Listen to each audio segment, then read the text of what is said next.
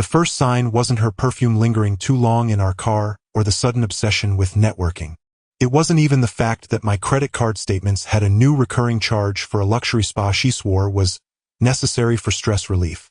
It was the missing wedding ring. It wasn't lost. I checked. I searched the usual places, our nightstand, the bathroom sink, even inside her jewelry box where it should have been. But it wasn't there. Instead, I found something else. A receipt. A custom-tailored black silk dress, size too small for her usual tastes. Price? $4,000. Paid in cash. The boutique was across town, nowhere near where she usually shopped. That was the first red flag. The second? The date of purchase. 2 weeks ago. The same day she told me she was staying late at the boutique to reorganize inventory. I folded the receipt and slid it into my pocket. I wasn't stupid. I knew when a storm was brewing. That night I watched her. Not in an obvious way. Just small things. The way she checked her phone before answering me. The way her voice turned too soft when she said my name, like she was measuring her words. Her careful pauses. Sarah was always a good liar. But good liars had patterns. And patterns always break under pressure. So I didn't ask about the dress. I didn't ask about the missing ring. Instead, I waited. And then, as if on cue, she set her own trap. At dinner, she leaned forward, fingers grazing the rim of her wine glass. "Ben, we need to talk." I nodded, cutting into my steak. "Go ahead." She hesitated, eyes flicking to my face like she was calculating. I let her.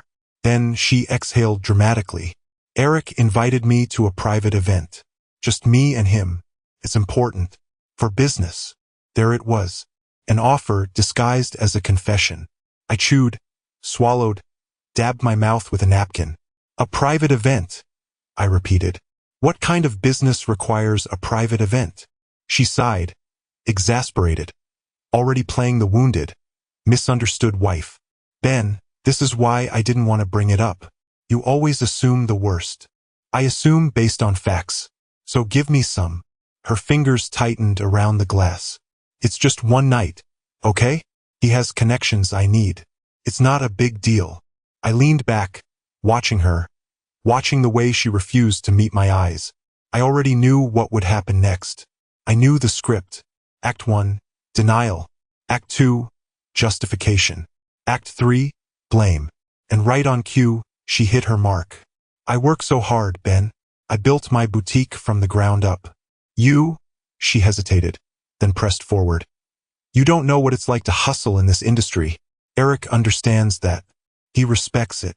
There it was. The comparison. The dig. I sipped my whiskey. "So you're saying I don't respect your work?" She flinched, just barely. Then she smiled. "I'm saying you could try harder to support me. Not everything is about your ego." There it was. The switch. Turn the suspicion back on me. Make me the bad guy. Classic. And she thought I'd fall for it. I exhaled, tilting my head like I was considering. Then I smiled. "You're right, Sarah. Go. Have your night with Eric." Her lips parted slightly, eyes flickering with something I recognized immediately. Confusion. She wasn't expecting that. She expected a fight. She wanted one. But instead, I gave her the one thing she couldn't argue with. Permission. She blinked. "Wait, what?" I shrugged, finishing my drink. "You said it yourself. It's just one night. I trust you." She hesitated, searching my face for something. Doubt? Jealousy? Regret? She found nothing. And that's when I knew. She had no idea. No idea that I was already 2 steps ahead of her. I didn't sleep that night. Not because of anger or heartbreak. I wasn't broken. I was calculating. Every move Sarah made from that moment on wasn't just a betrayal. It was evidence. The next morning, she was glowing. She hummed while making her coffee, checked her phone every few minutes, and sent texts with that stupid little smirk. She was already in fantasy mode, picturing herself in Eric's world. A world of champagne brunches and penthouses, of expensive gifts and no consequences. She thought she had won. So I made sure to play my role perfectly. Calm, supportive, a husband who understood his ambitious wife. I kissed her goodbye when she left for work. Then, I picked up my phone and made 2 calls. The first, private investigator. I wanted real proof, not just suspicions. No second chances. No denials. I told the guy exactly what I needed. Pictures. Conversations. Hotel check-ins. Whatever he found, I wanted every disgusting detail. The second call? To Eric's fiancée. Yes, fiancée. Her name was Olivia, and from what I knew, she was exactly the type who wouldn't tolerate this kind of betrayal. Rich, beautiful, but smart. Ruthless. When she picked up, I kept it simple. Olivia, I think you should know what your fiancé is planning. Silence. Then a cold, clipped response. I'm listening. By the time I hung up, I knew I had set the first domino in motion. Sarah spent the next few days acting like she was on a victory lap. She started working late at the boutique, but her schedule didn't match up with her bank transactions. I checked. She was withdrawing cash in places she never went before. One night, she came home late, smelling like expensive cologne that wasn't mine. I said nothing. I watched, and I waited. Then Friday night came. The night she was supposed to be with Eric. The night she was so sure I had blindly accepted. I kissed her goodbye at the door, watching as she wheeled her expensive little suitcase to the car. Have fun, I said. She beamed, leaning in. Thank you for understanding, babe. This means so much to me. Then she was gone, straight to her own execution. I grabbed my keys. It was time to watch the fireworks. I didn't follow her immediately. That would have been too obvious. Instead, I let her get comfortable. Let her think she was untouchable. I poured myself a drink, sat on the couch and waited, not nervously, calmly, because tonight wasn't about chasing. It was about letting her fall. Then my phone buzzed. The PI. She just checked in. I glanced at the message, then slipped on my jacket. Showtime. The hotel Eric had chosen wasn't some sleazy roadside motel. Of course not. It was one of the most exclusive five-star resorts in the city. The kind of place that catered to celebrities, CEOs, and politicians, people who needed discretion. But tonight, discretion wasn't on the menu. I parked a block away and walked through the grand entrance like I belonged there. Calm, collected, like a man with nothing to hide. The lobby smelled like money. Leather, polished wood, fresh flowers that probably cost more than my suit. The concierge gave me a polite nod. I nodded back. No suspicion. I already knew the room number. My PI had been efficient. Room 714. A luxury suite. Of course. I took the elevator up, heart steady, mind sharp. I wasn't here to beg. I wasn't here to fight. I was here to end this. As I stepped into the hallway, I noticed something interesting. A woman. Tall. Elegant. Waiting. She turned slightly, and I recognized her immediately. Olivia. Eric's fiancée. Perfect. She met my gaze, and for the first time, I saw just how cold her eyes were. There was no heartbreak there. No sadness. Only purpose. I walked up beside her, hands in my pockets. You ready? She smirked. I was born ready. Then she pulled out a keycard. Even better. Security loves me, she murmured, swiping it through the lock. The light turned green. The door clicked open. We stepped inside. And there they were. Sarah. Eric. Wrapped in nothing but sheets. Wine glasses on the nightstand. Their expensive dinner half-eaten. Sarah turned first, confusion flashing across her face before it melted into pure, horrified shock. Ben. Eric sat up, stunned. Then he saw Olivia, and his face drained of all color. Oh, Olivia, I can explain. Slap. Olivia's hand connected so hard it echoed. Eric stumbled back, clutching his face. Sarah was still frozen, staring at me like she was trying to figure out if this was a dream or a nightmare. I smiled. Don't stop on my account. You were just getting comfortable. Her mouth opened, closed. Then she did what I knew she would. She tried to recover. Ben, I can explain. I held up a hand. No need. I pulled out my phone, tapped the screen, and turned it to face her. Her own voice filled the room. The recording. Her talking to Eric. Giggling about how easy it was to manipulate me. Laughing about how I was so simple, so predictable. How she would test the waters with Eric and see if he was worth leaving me for. Sarah's face crumbled. Where did you? I tilted my head. You really thought I wouldn't check? Eric groaned. You recorded us? Are you insane? Olivia laughed. Actually laughed. Oh, this is better than I imagined. She turned to Eric, eyes blazing. You're done. I already spoke to my father. The engagement? Over. The business deal? Gone. The apartment? Get your stuff out by morning. Eric panicked. Olivia, wait. She didn't. She turned on her heel and strode out, leaving the door wide open. I turned to Sarah. She wasn't crying. Not yet. But she was calculating, trying to figure out if there was a way to salvage this. I didn't give her one. I stepped closer, lowered my voice. I want a divorce. I already filed. My lawyer will contact you in the morning. Her breath hitched. Ben, wait, we can. I leaned in, my voice barely a whisper. Enjoy your night, sweetheart. You earned it. Then I walked out, and I didn't look back. I didn't go home. Not yet. There was something deeply satisfying about watching Sarah crumble in real time. But I wasn't done. Not even close. I had spent weeks preparing for this.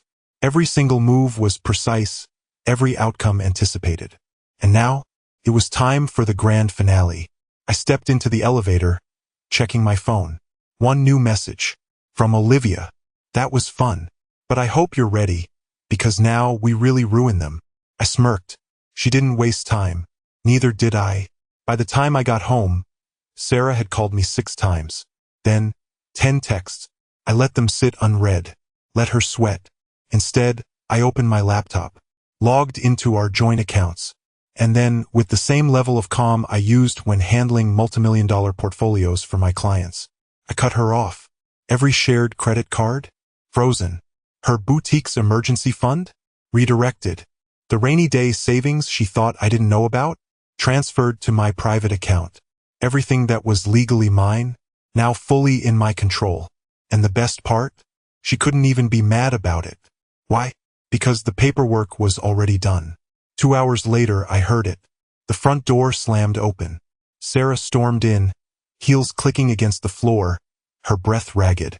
She was still wearing that ridiculously expensive dress, the one I now knew was meant for Eric. Her face was a mess. Smudged lipstick, mascara streaks, a wild desperation in her eyes. You think this is funny, Ben? She spat, throwing her bag onto the counter. You're seriously gonna freeze my accounts like some psycho ex-boyfriend? I leaned back in my chair, perfectly relaxed. Ex-husband, actually. Soon enough. She flinched at that. Then she changed tactics. Okay, fine. I messed up. But you don't get to just screw me over like this. I laughed. Oh, sweetheart. That's exactly what I get to do. Her jaw tightened. She grabbed my laptop and slammed it shut. We can fix this, Ben. We don't have to throw everything away over one mistake. Here it was. The bargaining. One mistake. I echoed, standing up. I was taller than her, but Sarah was never one to back down. I stepped closer, just enough to make sure she could see the absolute amusement on my face.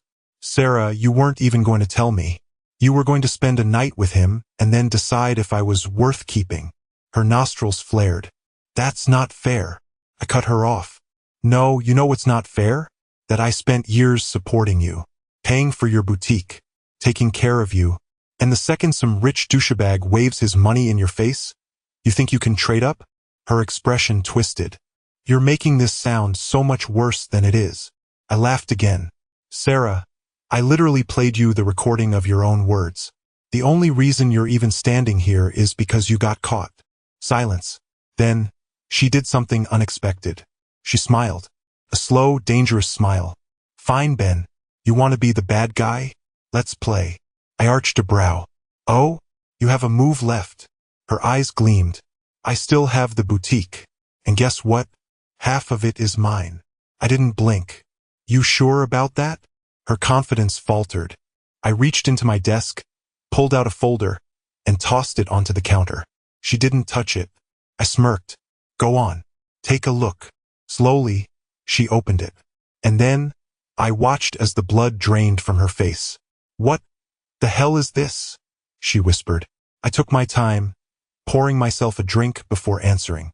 That, my dear wife, is the contract you signed when I first funded your boutique. You remember, right? The one where I became the primary investor.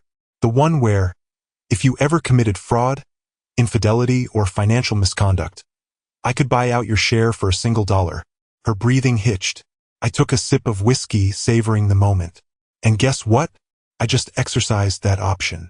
She staggered back, hands gripping the counter like it was the only thing keeping her upright. No, you wouldn't. I grinned. I already did. Checkmate. Sarah's breathing turned shallow, erratic. I could see it. The exact moment she realized she wasn't just losing me. She was losing everything. Her boutique, gone. Her money, gone. Her backup plan with Eric, shattered. She opened her mouth, then closed it, her mind racing, searching for a way out. And I waited, because I knew she'd try something. Sarah was a survivor, a manipulator, a woman who thrived on control. But for the first time in our entire marriage, she had none. And it was killing her. Then, just like that, she switched gears. The anger, gone. The panic, gone. She straightened, smoothing out her dress, flicking her hair over her shoulder like she hadn't just been exposed, humiliated, ruined. And then she smiled. Ben, honey. Her voice was buttery smooth, dripping with fake warmth. This is ridiculous. You don't actually want to do this. I smirked. There it is. The final act. Seduction. She stepped closer, running a hand lightly up my arm, her nails barely grazing my skin. We've been together for years, she purred, looking up at me through thick lashes. I made a mistake, but you don't just throw away something that real over one bad decision. One bad decision? I chuckled, catching her wrist mid-movement. Firm, unyielding. Her eyes widened. I leaned down, close enough that she could feel my breath, my voice a low murmur. Sarah, sweetheart, I'm not throwing anything away. I tightened my grip, just enough for her to feel the shift in power. I'm just finally giving you exactly what you wanted. She swallowed, hard. I let go and took a step back, watching as she barely masked her frustration, because this was her last move, and she had just lost. Fine, she snapped, her mask cracking. You want to play this game? Let's play. You may have frozen the accounts, but I have my parents, my friends. And guess what? Everyone is going to see you as the bitter, insecure husband who couldn't handle his wife's success. I laughed, actually laughed. Oh, Sarah, you really think you still have people on your side? She faltered. What the hell does that mean? I grabbed my phone and tapped on the screen. Then I turned it toward her. A group chat, with all of her so-called friends. And at the top, a voice message, a recording. I hit play, and there it was, her voice, bragging about how she was playing me, laughing about how she was going to see if Eric was worth the upgrade, mocking how I was too blind to catch on. The chat was exploding with messages. Her friends weren't defending her. They weren't on her side.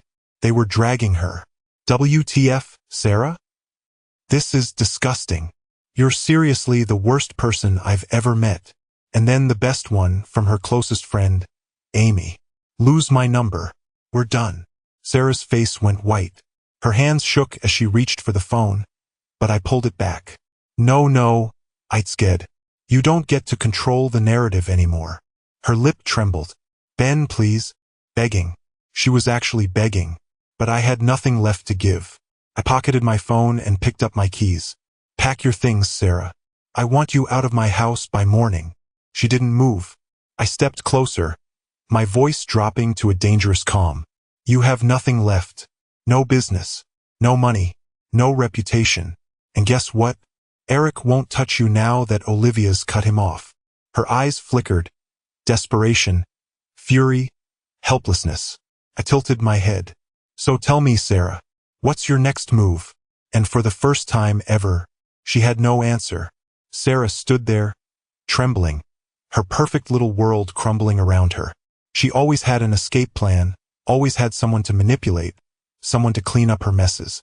But now, she had nothing. Her lips parted, but no words came out. I could see it in her eyes. She was calculating, desperate to find an angle, a loophole, a way to turn this around. And then, just as I expected, she snapped. You think you've won? Her voice shook, but not with sadness, with rage. She grabbed a glass from the counter and hurled it across the room. It shattered against the wall, shards scattering across the floor. "You smug, arrogant bastard!" she screamed, her hands clenched into fists. "You think you can just erase me? That you can destroy my life like this?" I crossed my arms, calm, unmoved. "You destroyed your own life, Sarah." Her breathing was erratic, her chest rising and falling as she glared at me with pure hatred. And then there it was, the real Sarah, not the charming, ambitious woman she pretended to be in public, not the sweet, affectionate wife she played when she needed something from me. The predator, the woman who used people, discarded them when they were no longer useful and never looked back. But this time, she was the one being discarded, and she couldn't stand it. "Fine," she spat, her voice venomous. "But don't think for a second that I'm leaving quietly." She stormed toward the stairs, but I grabbed her wrist, stopping her mid-step. "You're not taking anything that's mine," I said, my voice dangerously even. Her eyes flared. "Your house? Your money? You wouldn't have any of this without me." I laughed. "Oh, that's cute. You really believe that?" I released her, watching as she stumbled back. She was unraveling, and I enjoyed every second of it. "You want to see what it's like without me?" I said. "Go ahead, Sarah. Take your bags and walk out that door. Let's see how far you make it without my credit cards, without my name, without the connections I gave you." She hesitated, because she knew. Without me, she was nobody. And then, like the pathetic coward she was, she pulled out her final weapon. The tears. "Ben, please," she whimpered, her entire body shifting. The anger, the confidence, the smugness, all gone. In its place, a fragile, broken woman. "I don't have anywhere to go," she whispered. "I made a mistake, but we can fix this. Please, don't do this to me." She reached for my hand, her touch soft, pleading, and for a moment I saw it. The woman I once loved. The one who used to kiss me goodnight without fail. The one who held my hand during tough times. The one I built a life with. But then I blinked, and all I saw was the liar, the cheater, the woman who laughed about how simple I was. I pulled my hand away. "You did this to yourself, Sarah." And with that, I turned and walked away, leaving her standing in the wreckage of her own making. Sarah didn't leave. Not that night. She paced, stomped, slammed doors. But she didn't walk out, because she was afraid. Afraid of stepping into the real world without my money, my name, my protection. And that's exactly what I wanted. I let her stew in her own desperation. Let her feel the weight of her choices pressing down on her like a cage closing in. I went upstairs, locked the bedroom door, and slept like a king. The next morning, I woke up early, showered, got dressed, and went downstairs to find Sarah sitting at the dining table, her eyes hollow, her hands shaking around a cup of coffee. She looked like a ghost of herself. And for the first time in years, I felt nothing for her. Not pity, not anger, not even satisfaction. Just nothing. She barely lifted her head as I grabbed my keys. "Ben," she rasped, her voice raw. I didn't stop, didn't acknowledge her. I walked out the door and into my new life. My first stop? The bank. Sarah had a bad habit of trying to fix her problems by throwing money at them. And even though I'd already locked down our accounts, I wanted to make sure she didn't have a single loophole left. The banker confirmed it. "Mr. Carter, all joint funds have been fully transferred to your private account, per your legal claim. Your wife has no remaining access." Wife. The word felt foreign now. I thanked him, signed the final papers, and left.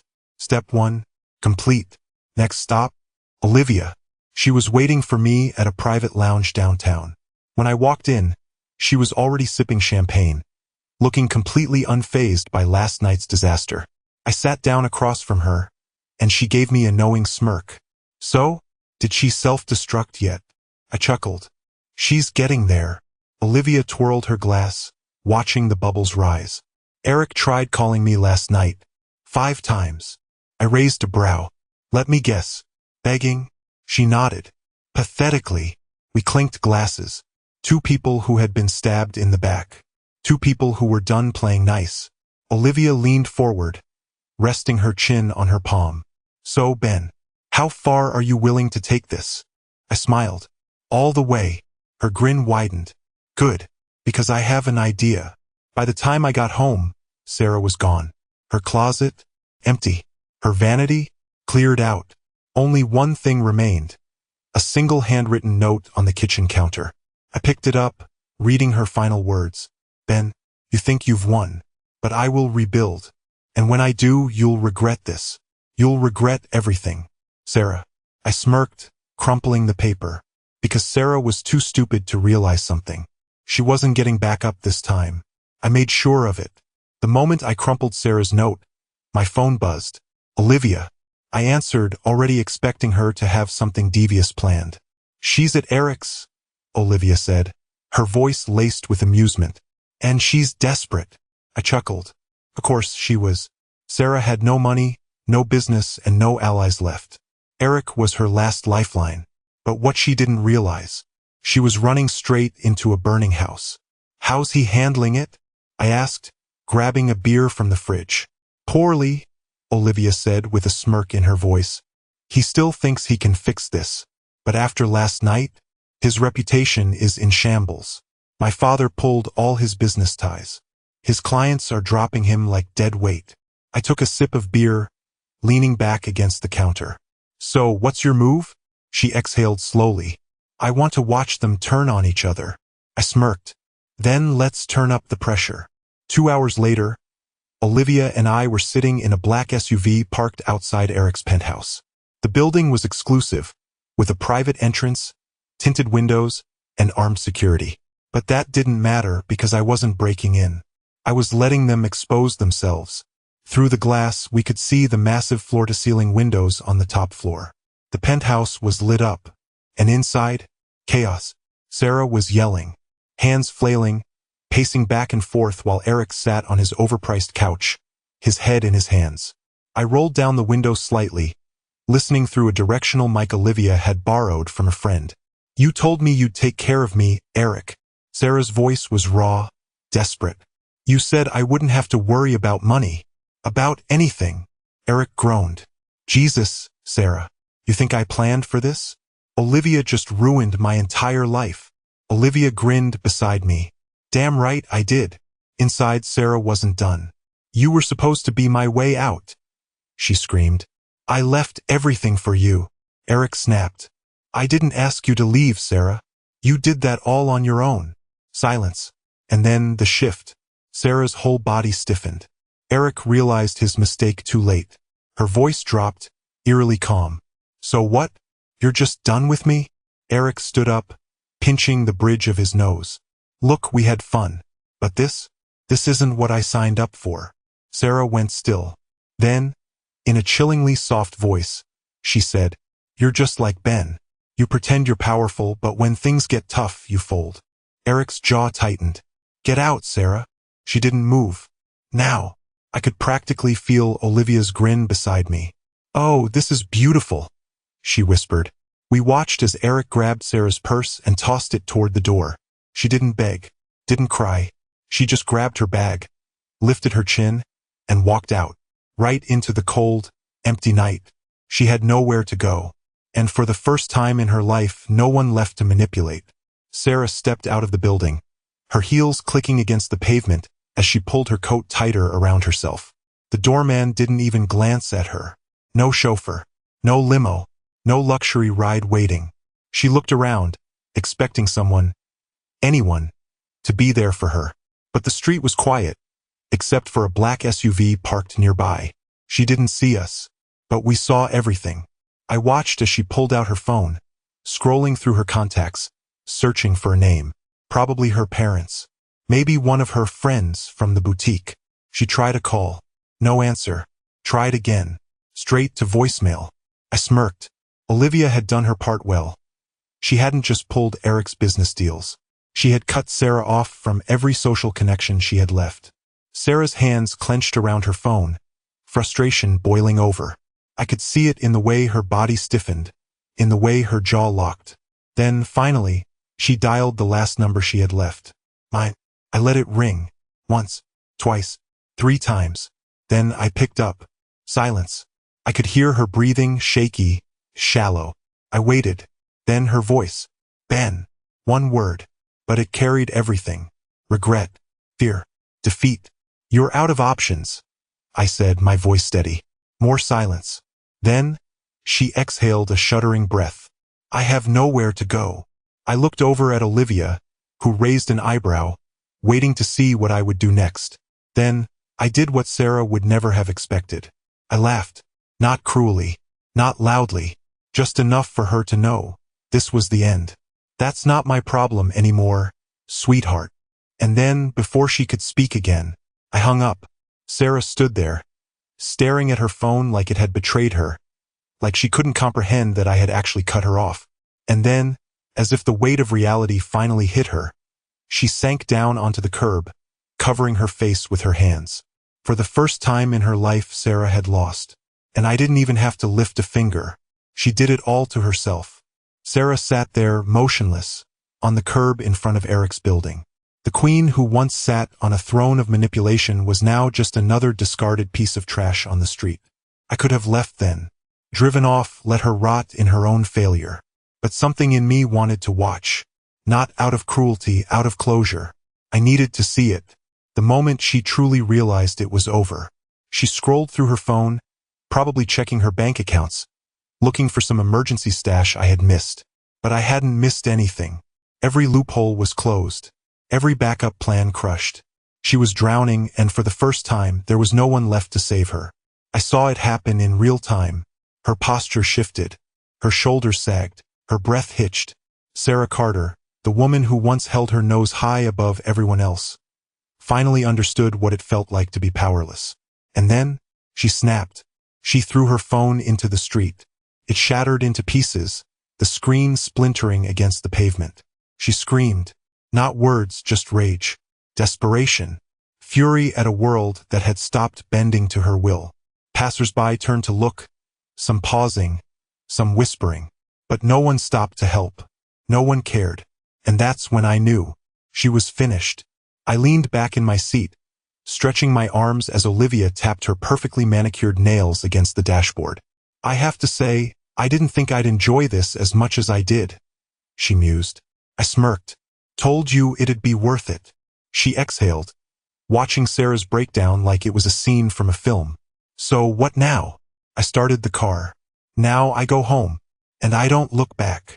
I pulled away from the curb, leaving Sarah alone in the ruins of the empire she built on lies. And for the first time in years, I felt free. I didn't check the news the next morning. I didn't look at social media. I didn't ask around to see where Sarah ended up. Because it didn't matter. She was irrelevant. I had spent years building a life with a woman who never saw me as enough. A woman who measured love in dollar signs and status. And now, she was nothing more than a lesson learned. A few weeks passed. My life moved forward.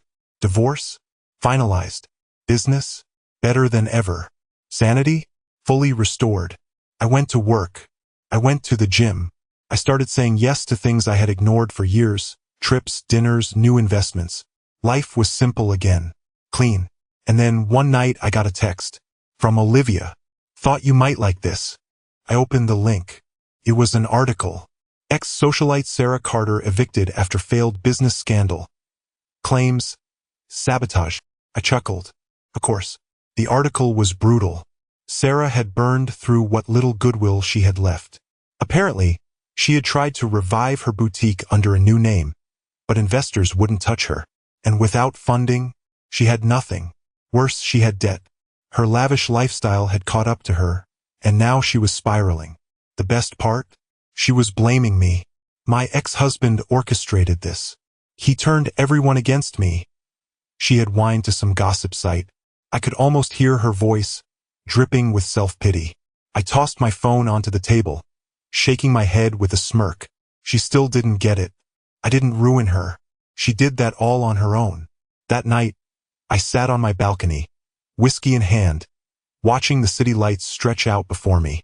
For the first time in a long time, I wasn't waiting for the next betrayal.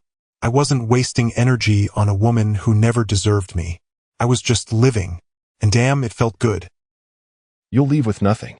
That's what she said. Flat. Cold. like she was reading it off a cue card from her attorney. Dana stood there barefoot in her overpriced robe, clutching a coffee mug that read Girl Boss, like she was auditioning for a divorce-themed reality show. She didn't even blink, just sipped and smiled. I didn't respond. Not because I didn't have words.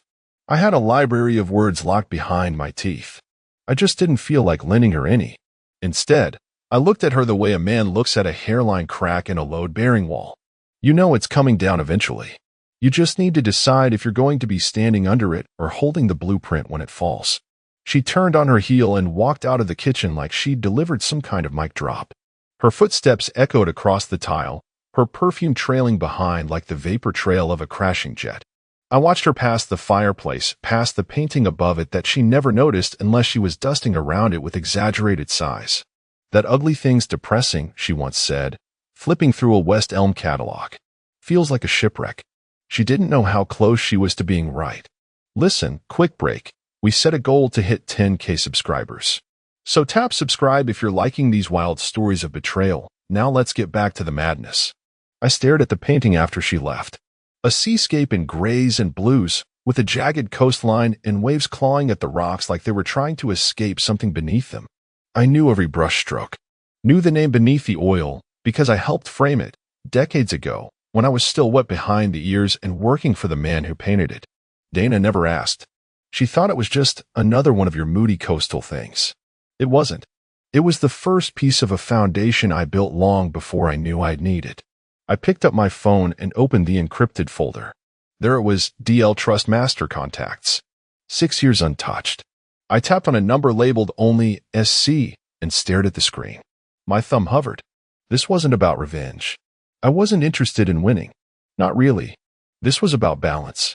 About taking the weight she thought she had and quietly shifting it back where it belonged. She thought she owned everything because the title on the house had her name. She thought power lived in signatures. She forgot one thing. I'm the one who designed the house. Literally. The blueprints still have my initials at the bottom. I sketched that study on the back of a cocktail napkin in 1994. I picked those antique crown moldings from a salvage yard in Maine. I reconfigured the foundation when we discovered the grade drop. And when I incorporated the painting into the design. I documented that too. The trust one set up? Ironclad. Silent. Legal to the letter. Dana's name is on the deed. Sure. But the house? The structure? That lives somewhere else entirely.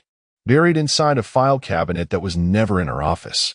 With an addendum clause tied to that exact painting, listing it as a collateral item marking the ownership transfer under what's called a conditional design trust. You don't find those on Zillow listings. You find them in architectural legal journals, the kind that Dana thought were too boring to read when she signed the initial renovation papers. She doesn't remember that conversation over wine in '09. I do. She wanted the bathroom to be spa-like. I agreed, on paper. I agreed to everything, including a legal restructuring of asset protection. Back then, she just wanted the whirlpool tub and didn't care what I slid in behind the walls. Dana thinks I'm the kind of man who forgets things. That I'm soft, predictable, too tired to fight, too loyal to leave.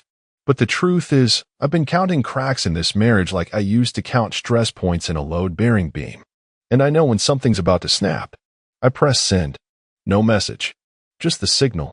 A silent flare into the night sky for the kind of help that arrives wearing suits instead of armor. Then I stood up, smoothed the sleeve of my sweater, and walked to the study. I opened the drawer she never bothered with. Too ugly, too masculine, she said. Inside, I found the red leather folder. The one marked transfer, do not open until ready. The sting was real. I'd be lying if I said it wasn't. But the resolve? That was older than the painting. And twice as sharp. The first box she dropped was full of my books. She didn't even bother labeling it. Just taped it with that shrill yellow duct tape she uses for everything now, colorful, loud, and cheap. She stacked it in the hallway like I was a tenant whose lease had quietly expired. Didn't say a word. The second box had my sweaters. Folded carelessly. Cashmere bent like old newspapers. One of them had a faint scent of cedar and winter, and I knew exactly where I'd worn it, her father's funeral. She didn't remember, of course. To her, it was just the blue one with the weird buttons. It landed with a dull thud next to the first. Still here, she said once, under her breath, thinking I couldn't hear. like a houseplant no one waters. And yet, I kept breathing, kept standing there, rooted. She started taking calls on speakerphone around the house, like she was auditioning for the role of liberated divorcee #1. I'd be in the next room, and she'd be cackling into the receiver with her equally Botoxed friends, sipping Sauvignon Blanc like it was holy water. Honestly, I think he's waiting for me to change my mind. Like, he's still here. He still eats breakfast here. Isn't that sad? A pause. Laughter. I know, right? Just toss him a blanket and let him mulch in the corner. I didn't flinch. I was in the study, the only room she never redecorated, the one with the doors she never quite knew how to open. Too many files, too many shelves, not enough room for throw pillows or curated minimalism. That's where I lived now. That's where I planned. The safe had dust on the hinges. You don't realize how long something's been waiting for you until you brush your fingers over it and feel the past resist just a little, like it's been holding its breath. The combination wasn't hard to remember. It was the date I first sketched this house on the back of a napkin. I unlocked it slowly, reverently. Like an archaeologist cracking open a tomb, he sealed himself. Inside, blueprints. Trust paperwork. In the envelope. Transfer, do not open until ready. It wasn't a metaphor. It was a command. A reminder. This wasn't revenge. This was rotation. Just like the earth doesn't punish night, it simply turns. I set the envelope on the desk. Left it there. Let it loom. She didn't see any of it. She was too busy redesigning her freedom. She bought new dishware, white porcelain with gold edges. Tossed our old plates into a donation box labeled kitchen crap. I built the kitchen with my hands. She was at a yoga retreat when they installed the under-cabinet lighting. Never noticed I wired it myself because the electrician bailed. She didn't notice much. Not then. Not now. She kept talking about a clean slate. You should see the townhouses in Westford, she told her friend with excitement that sounded synthetic. Modern. Bright. No clutter. It just feels like new life. I imagine she forgot the clause about existing marital residence in the papers she signed 10 years ago when we refinanced. The same packet that included a caveat about architectural heritage rights. Tied to the painting. Tied to me. And while she picked out ceramic planters and mood boards for a future that was never going to bloom, I pulled a flash drive from the back of the drawer. Old files. Tax statements. Email logs. The kind of documentation that means nothing to someone like Dana until a lawyer puts it in a binder. At dinner, we sat in silence. She scrolled Instagram, probably looking at some 40-something guy with veneers and a yacht who liked her photo 3 weeks ago. I sliced into my steak and said nothing. I let her win the silence. Let her enjoy the fantasy of triumph. It's always quietest before the fall, but only for the one who doesn't know they're standing on a trapdoor. And Dana? Dana was dancing on it. In heels. Eyes closed. I simply turned another page in the binder. And waited. The first time Dana blinked, really blinked, was in the sterile, over-perfumed office of a realtor named Caitlin, who wore heels too high for someone selling property she didn't own. Dana showed up with a folder of assumptions and a purse full of certainty. Her lips were glossy. Her tone was breezy. I'd like to pull equity from the house, possibly refinance, maybe even look into renting it out short-term. You know, just to see what my options are. Caitlin smiled the way all realtors do, professionally, blankly. Of course, if you have the deed, we can get things rolling. Dana slid over a manila folder, clearly confident it contained everything she needed. 20 minutes later, that confidence had cracked. Caitlin murmured. This is the county tax record, and your latest utility statement. But I'm not seeing the actual deed here. Oh, it's at home, Dana said, laughing just a little too hard. Probably filed somewhere. My husband, ex-husband, technically, we used to split the paperwork. Caitlin gave her a thin, polite nod. Unfortunately, for any equity line or refi, the original deed is non-negotiable. We need to confirm you're the sole legal owner. Dana's smile twitched. I am the owner. My name's on everything. Yes, Caitlin said carefully. But there are different types of ownership. If there's a trust, joint tenancy, life estate, anything that affects title, we have to disclose it. Dana went silent for half a beat. Then, I'll find it. Back home, she went full tornado. Junk drawers flew open like scenes from a bad sitcom. She yanked files out of the closet in the guest room, scattered envelopes across the hallway floor, swore under her breath when a box of old receipts spilled. She checked the safe, but didn't know the combination. Alan had always handled the boring stuff. She never wanted to deal with it, until now. And the deed? It was nowhere. She didn't notice the absence of one specific folder. DL Trust, structural clauses. That one wasn't filed under home or finance. It was stored years ago in a fireproof cabinet, under my former business partner's name. Miles away, I was sitting across from him. David Lang, my old colleague. The one who helped me start Clark and Lang Architectural Design back when blueprints were still hand-drawn and we took pride in the corners of every line. We shook hands like nothing had changed, even though everything had. "You sure you want to go through with it?" he asked, pouring me a whiskey. She opened the door. I replied, "I'm just walking through it." He nodded, reached into the cabinet behind his desk, and pulled out a thick envelope. "This is the copy," he said. "Originals in the archive vault. You're still the primary on the trust." Inside was the document Dana had never seen. Because I never showed her. Because she never asked. 10 pages. Dry language. Bulletproof logic. It outlined the asset protection structure we put in place when I bought David out of the partnership. A clause tying any properties designed by me and funded partially with residuals from our firm to a legacy trust in the event of divorce, death, or default. The house. I designed it. Used company funds for structural reinforcements. That painting, listed as the trust's symbolic collateral. The actual deed, technically transferred into the Clark Design Legacy Trust in 2011. Dana had signed something close to it, an architectural modification agreement, when we did renovations. She thought it was about plumbing access.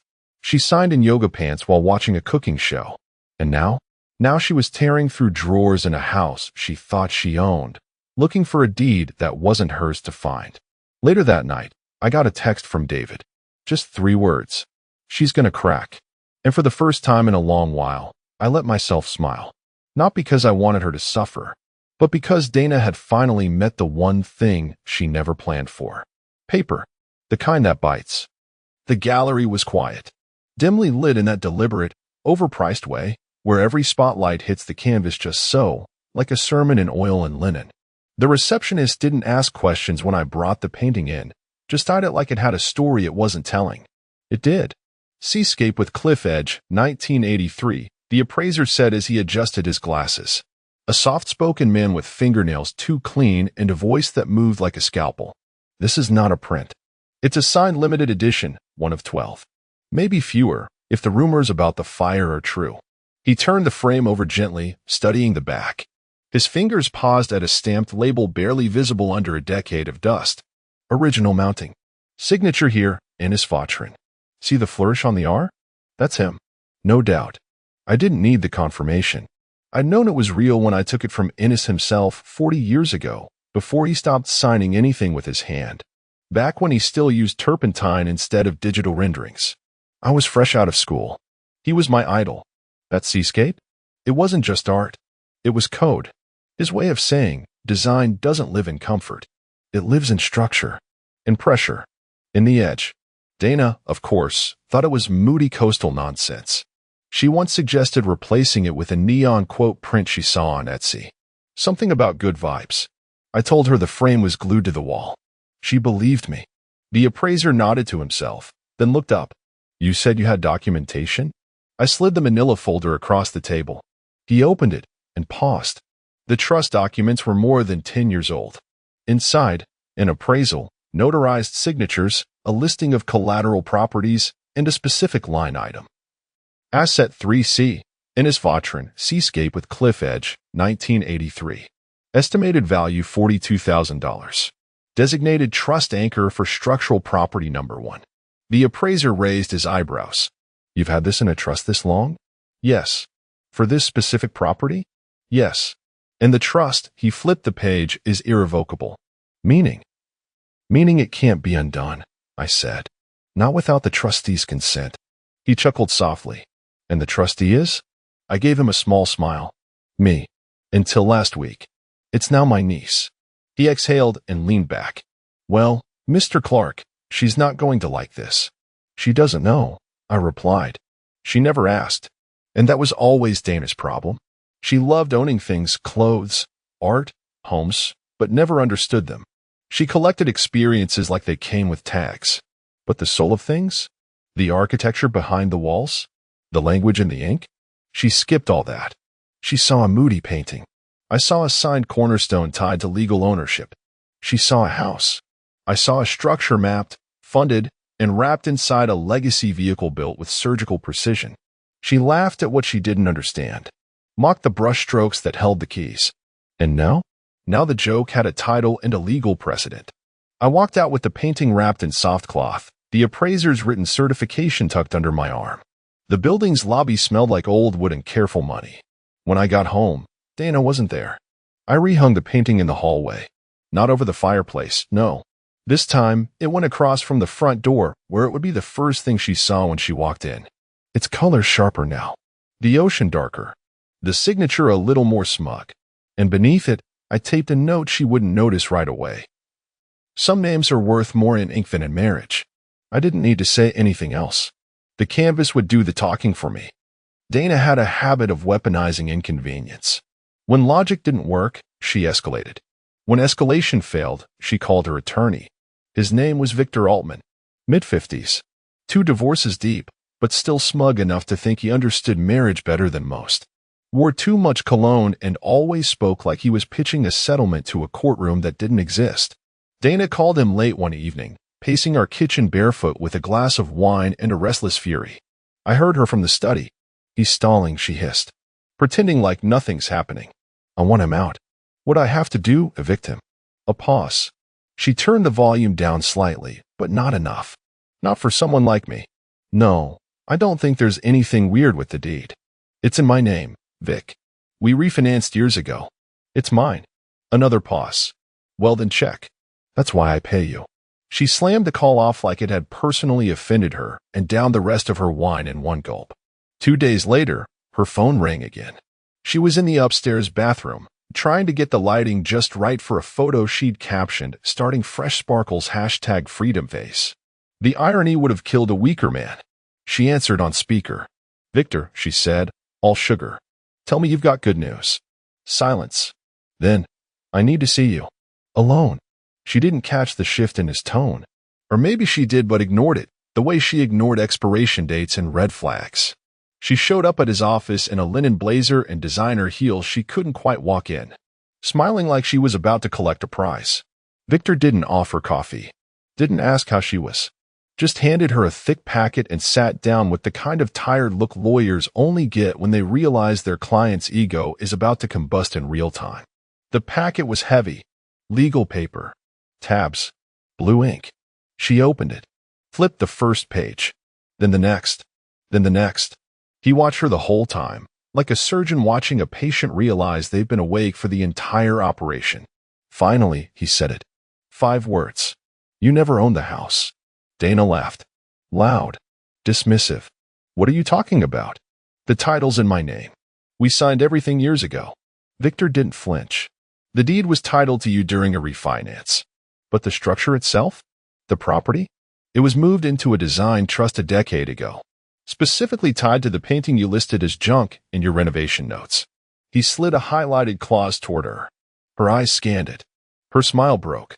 In the event of divorce, default, or contested separation, ownership reverts to the Clark Design Legacy Trust unless otherwise overridden by the name trustee or dissolved by mutual agreement prior to dispute. She shook her head. This can't be binding. It's irrevocable. The language is clean. Your signature is on file from the 2009 renovation updates. You signed off on every line. I have the video timestamp. She stared at the clause again. The painting was listed in the documentation, itemized as symbolic collateral. It even had a photo attached. Seascape with cliff edge, 1983, in his Vautrin. Estimated value, $42,000. Serves as physical representation of legacy asset number 1. Her name wasn't listed anywhere that mattered. Alan's was. His niece's was. The realization didn't hit her all at once. It came in stages, like an elevator sinking slowly through 100 floors of smug certainty. She stopped speaking. Her lips parted slightly, but nothing came out. Victor leaned forward. You were never the owner, Dana. You were the resident, the guest, the woman who benefited from the man who built the house and rode himself into the walls. She clutched her bag and stood too fast. Paperwork spilled. She didn't bother picking it up. Victor didn't stop her. She left the office shaking not from rage, from something worse. The first real crack in her certainty. And when she got home, the painting was gone. The door banged open so hard it bounced off the wall, smacking the knob into the drywall with a deep thunk. Dana didn't notice, or didn't care. She came in like a storm that had already swallowed the forecast, heels clicking, breath short, clutching her bag like it was armor. The first thing she looked at wasn't the couch, or the kitchen, or the staircase. It was the wall above the fireplace. The painting. Gone. There was a sun-bleached outline where it had once hung, a ghost shadow of waves and cliff edges. The bare wall looked naked, violated, like something essential had been ripped away. She dropped her purse on the floor with a dull thud. Alan, she shouted. Nothing. Alan. Still nothing. She checked the study. Empty. The desk bare. The drawers cleaned out. Even the junk drawer she always complained about was empty. Like someone had taken the time to not just leave, but to erase. Her eyes darted to the mantel. A single sheet of paper lay folded with surgical precision, sitting in the center like a warning shot. In his handwriting.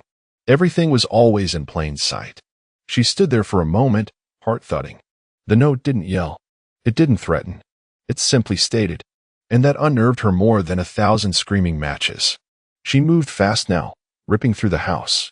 She opened the bedroom closet, expecting his side to be full, still smug in its patience. It wasn't. His clothes were gone. Just the hangers remained, neatly spaced, metal clinking faintly. The bottom drawer, where he kept his watches. Empty. His shaving kit? Gone. Even the smell of his aftershave, vanilla, cedar, something clean, had vanished, like it had been uninvited. She opened her own closet next, just to feel in control of something. But her fingers froze halfway through. 3 dresses were missing. Not his. Hers. The white one she wore to their anniversary in Santa Fe. The navy one he always said made her look like she was about to conquer a courtroom. And the black one, her emergency elegance dress, she called it. All gone. So was the duffel bag she kept under the bed. And 2 pairs of heels she never wore but always bragged about owning. It dawned on her slowly. He hadn't just packed. He'd curated. This wasn't someone scrambling to escape. This was someone repositioning the board before the next move. She sprinted to the kitchen and opened the drawer with the joint account checkbook. Her name stared up at her alone. She flipped through the register. Page after page, his name gone. Not erased. Just missing. She opened the banking app on her phone, swiped, and stared at the screen. Account closed. Another renamed. The name? Clark Design Legacy Trust. The blood left her face. He'd been methodically extracting himself like a surgeon removing a tumor, carefully, precisely, without leaving a trace behind. She opened the safe. The little one in the laundry room. Alan's idea. Said it was for passports and rainy days. The keypad beeped. Denied. Again. Denied. She slammed her palm against it. The metal didn't care. Her phone buzzed. A text from Victor. We'll talk tomorrow. But stop making calls. He's still within his rights. She dropped to the floor, her back against the cabinets. He wasn't gone. He was ahead. And for the first time since this all began, Dana wasn't angry. She was scared. Dana sat at the long polished table in her lawyer's office, tapping one blood-red fingernail against a sealed envelope as if sheer persistence could make its contents change. Victor leaned back in his chair with a weary sigh, as though he'd aged 10 years since their last meeting. His tie was loose, his patience even looser. I want an emergency motion, she said, ice in her tone. We need to freeze that trust before he sells the house out from under me. Victor rubbed his temples. He's not selling anything. The trust is airtight, Dana. It's not even frozen, it's anchored. You signed off on it. And the painting? That was the linchpin, not decor. I didn't know, she hissed. He didn't look up. That won't hold in court. Ignorance doesn't void a contract. You had legal representation at the time. You waived disclosures. Everything was filed. I want to challenge it anyway, she snapped. So they did. They filed the motion. They paid the fee. And 48 hours later, The response arrived in the most sterile format imaginable. Motion denied. Irrevocable trust stance. Petitioner lacks standing to dispute binding clause under pre-existing contractual terms. Dana stared at the sentence like it had punched her. There was no loophole. No path forward. Just a cold, administrative rejection. Her face remained still in Victor's office. But inside, the spiral had started. She distracted herself the only way she knew how, pretending none of it mattered. The annual Harmony Foundation Gala was that weekend. Glass walls, overpriced wine, women in dresses that cost more than most used cars. Dana wore emerald silk, flawless makeup, the kind of jewelry that said, "Look at me," but not too long. She walked in with practiced confidence, determined to remind the world she was still someone. And for the first hour, it worked. People smiled, kissed cheeks, asked about her new chapter. Then it happened. Near the silent auction table, a man she barely knew, a city planner with a smug expression and a cruel smile, tilted his champagne glass toward her and said, "Beautiful house, Dana.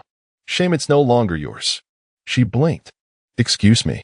He took a slow sip. Word gets around, especially in architectural circles. Legacy trust, was it? Clever structure. I assume you didn't see it coming. She said nothing. He winked. Don't worry. Most people don't until the locks change. She turned and walked away, too stiff, too fast. In the restroom, she locked herself in a stall and stared at the tiled wall. Her heart thudded loud enough to drown the music. She gripped her clutch like it could anchor her, but it was just sequins in air. They were talking. Not just Victor. Not just the planner. People. Whispers. Nods. Pity cloaked as politeness. And Alan? He was nowhere. Not a text. Not a call. Not a trace on social. No LinkedIn. No paper trail. He had vanished so effectively it made her question whether she'd imagined him to begin with. Later that night, back at the house that wasn't hers, she took off her heels slowly, methodically, like someone dismantling armor. She sat in the dark living room, the outline of the missing painting like a bruise on the wall. Her phone lit up. A notification. New trust document filed. Public record. She clicked. The address was listed. The owner, Clark Design Legacy Trust. Occupant, trustee approved, Ms. Reagan Clark. Alan's niece. Dana dropped the phone. It bounced once. The screen cracked. So did she. It was a Wednesday. Rain tapped lightly against the windows, the kind of gray, indifferent drizzle that made everything feel half-lit, half-real. Dana stood in the kitchen barefoot, nursing lukewarm coffee and watching the front walkway through the blinds like a woman waiting for a bomb to detonate. Then he appeared. Alan. Not rushed. Not sheepish. Just present. Like he'd never left. Like he was still the man who watered the lawn and checked for drafts behind the window sills. He didn't ring the bell. Just opened the door with his old key, walked in like it was still his, and technically, legally, it was. He didn't look at her. Not right away. He walked past the couch, past the staircase, straight into the downstairs closet, and emerged with a single box. The last one. It was labeled in his clean block handwriting. Old tools. Do not toss. Dana stared at him, throat dry. That's it. You just show up like nothing happened and take your box. He didn't stop moving. Didn't flinch. Alan, she snapped. He turned then.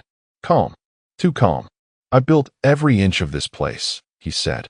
The studs. The foundation lines. I argued with the zoning board for 6 weeks over that southern retaining wall. You picked the throw pillows. I fought for the permits. She laughed bitterly. You built the house, so you get to steal it? That's your logic. He didn't blink. No. I protected it. Long before either of us knew I'd have to. You tricked me. That cracked something. Not him. Her. He placed the box on the floor gently and looked her full in the face. There was no hate in his eyes. No fire. Just a brutal kind of clarity. No, he said. You ignored the fine print. And the man who wrote it. She opened her mouth. Closed it. Her breath came in short, sharp bursts. Her hand trembled, clenching the hem of her oversized sweater like she could wring dignity out of it. She took a step forward. I gave you my life. He gave a slow nod. And I gave you mine. I just documented it better. She was crying now. Quiet, leaking sobs that made no sound except in the throat. Makeup streaked. Lips parted. She looked like someone who'd just been told the credits were rolling on a movie she thought was only at intermission. Alan stepped past her, walked into the kitchen, set a single sheet of paper on the marble island. She stared at it through a fog of tears. A notarization. Transfer of active trusteeship. Reagan Clark, primary occupant, approved by all conditions of Clark Design Legacy Trust. Signed. Stamped. Legal. Dana staggered back a step. This is a joke. No, Alan said, his voice soft. This is a conclusion. She couldn't breathe right. Couldn't think. The walls suddenly felt closer. Too many memories, too many shadows. The hallway stretched like a tunnel behind him, the same place where she used to kiss him before he left for work. Now it just looked like a corridor leading out. Alan, please. He turned to her one final time. I didn't leave because I stopped loving this place, he said. I left because I started loving myself more than being ignored inside it. And with that, he walked out, left the door open behind him. She collapsed onto the stool at the island, sobbing now, loud, shattering sobs that echoed in the house that had already begun to forget her. The envelope came on a Tuesday. No drama, no knock on the door. Just slid through the mail slot, nestled between a catalog and an expired coupon flyer. Dana almost missed it. Almost. The seal was blue. Government blue. The kind that never means anything good. She tore it open at the kitchen counter, still in her robe, hair tied in a half-hearted knot. Her eyes scanned the first line. Notice to vacate, 30 days. Her breath caught. She read it again. And again. Not a draft. Not a warning. Not a maybe. Final. Legally filed. Irrefutable. The trust now had possession. The property, as listed, was allocated for trustee use. She had 30 days to vacate. Not 35. Not 40. 30. She dropped into a chair like someone had pulled the floor out from under her. The paper fluttered in her lap. This couldn't be happening. This was her home. Her sanctuary. Her proof of success. The place where she hosted book club and took mirror selfies and said things like, I just need my space. She called Victor. He answered on the second ring. His voice was calm. Too calm. Victor, we have to stop this, she said, her voice cracking. There has to be some kind of appeal, some leverage, something. Dana, I am being evicted from my own damn house. There was a pause. Not a long one. Just enough. He didn't just win, Victor said. He architected your downfall. Brick by brick. Year by year. The trust is bulletproof because it wasn't reactionary. It was engineered. That's impossible. He sighed. The document is dated, notarized, and filed. It's been sitting in quiet compliance for 14 years. She went quiet. 14. Yes. Victor's tone had shifted now. Less legalese. More human. You thought he was passive. That he stayed silent because he was afraid of you. But Dana, Alan waited. That's what architects do. They build slow. And they never leave weak spots. She hung up mid-sentence. Ran upstairs. Tore through the office. She'd kept the trust papers somewhere, hadn't she? Just in case. There, beneath a stack of holiday cards and a half-used planner. She yanked the packet free, her hands shaking. The pages were dry, crisp, sharp-edged. She flipped to the last page. Dated, July 19th, 2011. 14 years ago. The year after the renovation.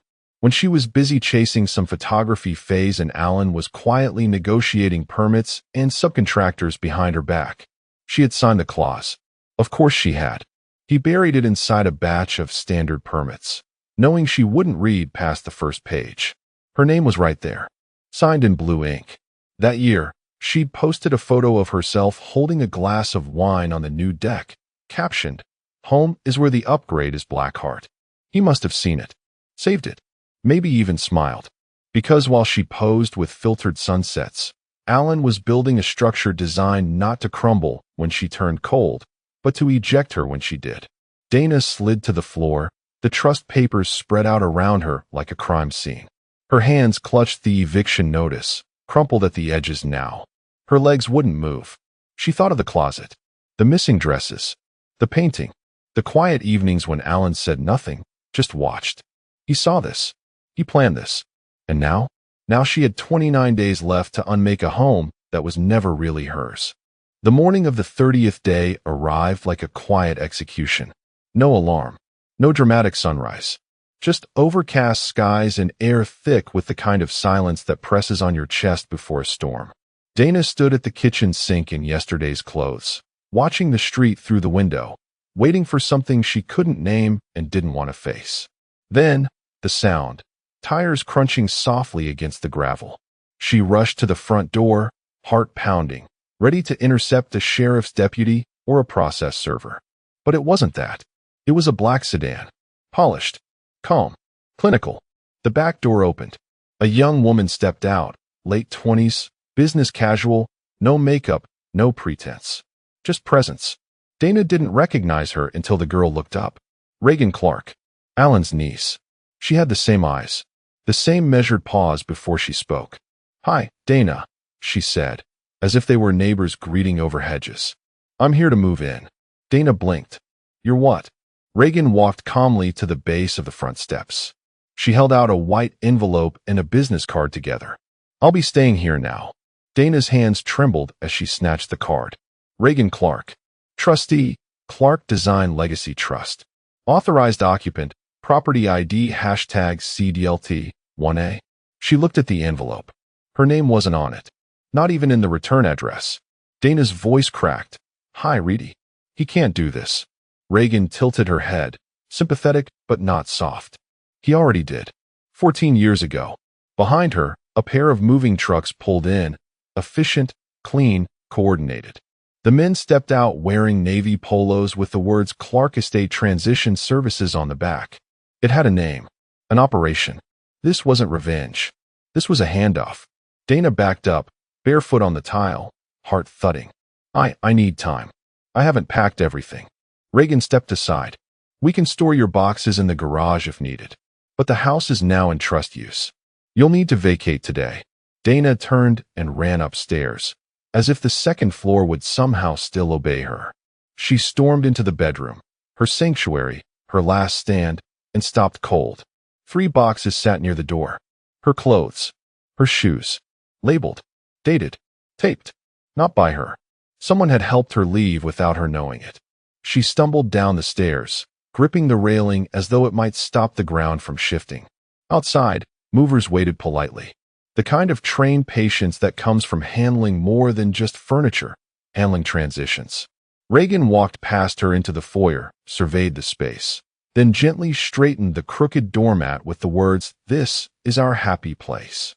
Dana stepped out onto the porch. The door closed behind her. She turned, facing the house she'd Instagrammed 100 times. Posed in front of, poured wine in, laughed in, dismissed him in. She realized now. She'd never owned it. Not really. Alan had built it, designed it, protected it. Every beam, every clause, every line in the ink. He hadn't just left her. He'd erased her. She stood on the edge of the property, holding the trustee's card, watching movers carry in a new life that didn't have room for her anymore. And for the first time in her carefully curated life, she finally understood what she had been all along. Just a guest. "She's so predictable," I muttered to myself, placing the wedding band on the dashboard like a tombstone on a grave that hadn't been dug yet. It was a still, late summer Sunday, the kind of day when silence sticks to your skin. I was in the garage, arranging my socket wrenches by size, left to right, smallest to largest. It was a ritual I'd done for 28 years. Comforting, methodical, safe, and apparently, according to the woman I once thought I'd die beside, pitifully predictable. I heard her before I saw her. Margaret's voice, shrill but casual, drifting through the crack in the kitchen window like cigarette smoke. "Mom, he's in the garage again, reorganizing his stupid tools. Every Sunday like clockwork. He's so predictable. I know exactly what he'll do next. It's like being married to a slow-loading web page." She laughed. Her mother laughed. I didn't. What neither of them knew was that I'd wired the baby monitor from the guest room into the air vent above the kitchen 6 months ago. The baby monitor we bought in '94 when she thought she might want a third child. The one we never used, until now. I didn't say a word. Didn't yell. Didn't walk in and ask what the hell she meant. I simply placed the wrench down and looked at the clock on the garage wall. 2:47 p.m. I marked it in my notebook next to the phrase, "He's so predictable." That evening, We had roast chicken. She scrolled through her phone while chewing, nodding at whatever her sister was droning on about in their group chat. I asked how her book club was going. She didn't look up when she said, "You wouldn't like it. It's challenging." Then added, almost as an afterthought, "You should really try something new. Change things up." I smiled. Working on it. She didn't notice the sarcasm because sarcasm needs a pulse to detect, and Margaret hadn't felt mine in years. After she went to bed, I sat at my desk in the study, opened the drawer, pulled out the old flash drive she once told me to throw out, labeled it Taxes 2001 so she'd never touch it. It clicked into place like a blade into a handle. I created a new folder on my computer desktop and titled it Wills and Surprises. All right, fellas, quick break. We're shooting for 10K subscribers. If you're enjoying these gripping tales of betrayal, hit that subscribe button and let's get back to the story. Inside, I dropped in the spreadsheet I'd been quietly updating. Asset logs, bank accounts, insurance policies, camera logs from the front porch, back door, and yes, the cabin cam I'd installed in her car. She thought it was just a backup camera. I had upgraded it last fall while she was at one of her retreats. For months, I'd been collecting more than dust in this house. Each photo, each text sync, each timestamp from the dashcam, each joke she cracked about my rut of a life. All indexed, backed up twice, and archived on a cloud server she didn't even know existed. The hardest part was pretending not to care. Like when she came home last Tuesday and said, "My trainer said I'm glowing lately. I think it's because I've finally stopped letting myself be drained by people who don't challenge me." I nodded, took another bite of spaghetti, said, "Glad you're feeling better." She thought I was simple, harmless, weak. Let her. It was a performance, and I had the role memorized. I poured her a glass of wine that night, even lit a candle, played Barry White, like she used to love. She chuckled and said, "Oh, Mark, you still try so hard." I smiled. Old habits. What I didn't say was, old habits like backing up every security feed in the house, like forwarding your girl's trip emails to a dummy inbox you didn't know I controlled, like copying every file you saved to the cloud onto an encrypted drive buried in the bottom of the safe behind the boiler panel. Let her think I was harmless. Let her think Sunday was just wrench day. Let her believe I hadn't noticed the new perfume she only wore out, or that she only ever wore her red heels when I wasn't invited, or that she had recently changed her phone lock code, but not her smartwatch's sync settings. Predictable, right? I clicked off the lamp, walked into our bedroom, and slid under the covers. She turned over, eyes half closed, and mumbled, "Night, babe." I kissed her on the forehead. Night. Inside, my stomach twisted with the burn of humiliation, but I let it settle, let it cool into something harder, something I could shape. She thought I was a silent man because I had nothing to say. She'd learn soon enough. Silence is just the space where precision grows. I could leave him tomorrow, and he'd fold like a lawn chair in a hurricane. That one hit different. Not because it was the cruelest thing Margaret had said. It wasn't even top 5. But because she said it while folding my socks. My socks. Like she needed a prop to keep the performance going. I heard it through the kitchen Alexa. I had synced it with the baby monitor feed months ago, back when she started taking phone calls in the kitchen and whispering whenever I walked by. That morning, she didn't bother whispering. She was laughing. Loud. "Oh, he's soft. He'd beg me to come back. Probably show up with flowers and one of those dumb cards he used to write in. I mean, he's sweet, but he's basically emotional tofu." Her friend cackled on the other end. I could hear the ice cubes swirling in whatever trendy drink they were pretending was coffee. That night, I rewatched footage from a dash cam I installed in her car, one she still thought was just a rearview mirror upgrade. I had taken it to the shop last December. Told her it was for a brake recall. What she didn't know, the new camera captured audio, not just video. And I'd routed the feed to a hidden server in the garage. I watched her alone in the driver's seat, lips glossed, breath mint wrapper tucked in her cup holder. She was parked outside someone's house I didn't recognize. She sat there for 6 minutes, then checked her teeth in the mirror, then reapplied perfume. Perfume she never wore around me anymore.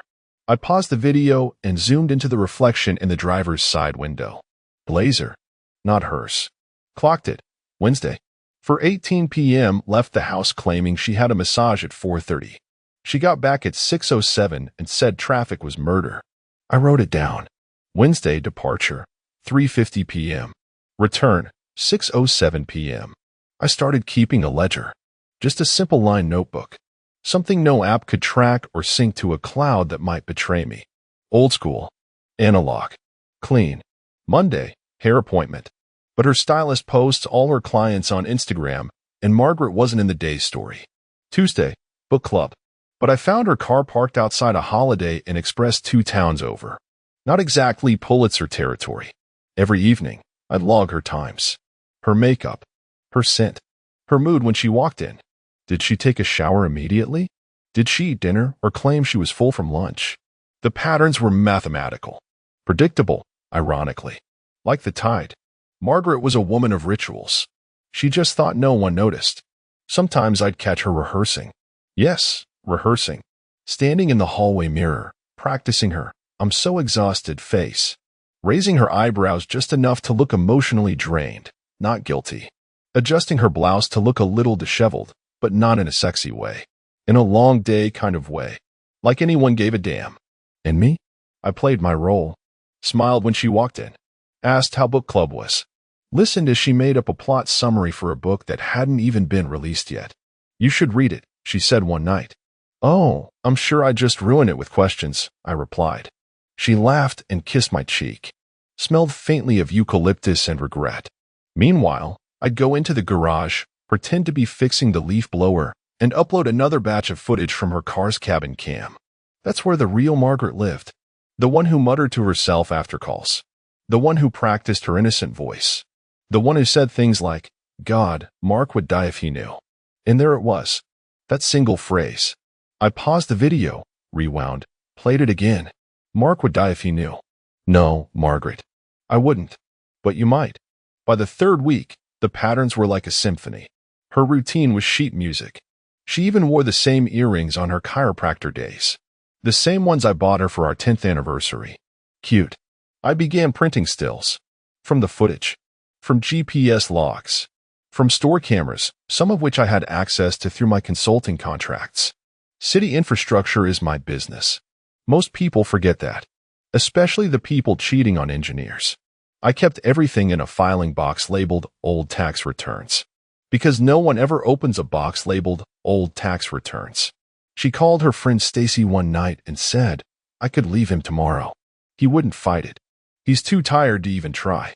I sat in the den, listening through the smart speaker, sipping scotch, and updating a spreadsheet called exit_prep_v3.xls.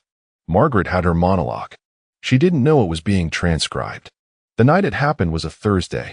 Rain against the windows, faint jazz on the stereo, and the soft click of the kitchen door at 11:38 p.m.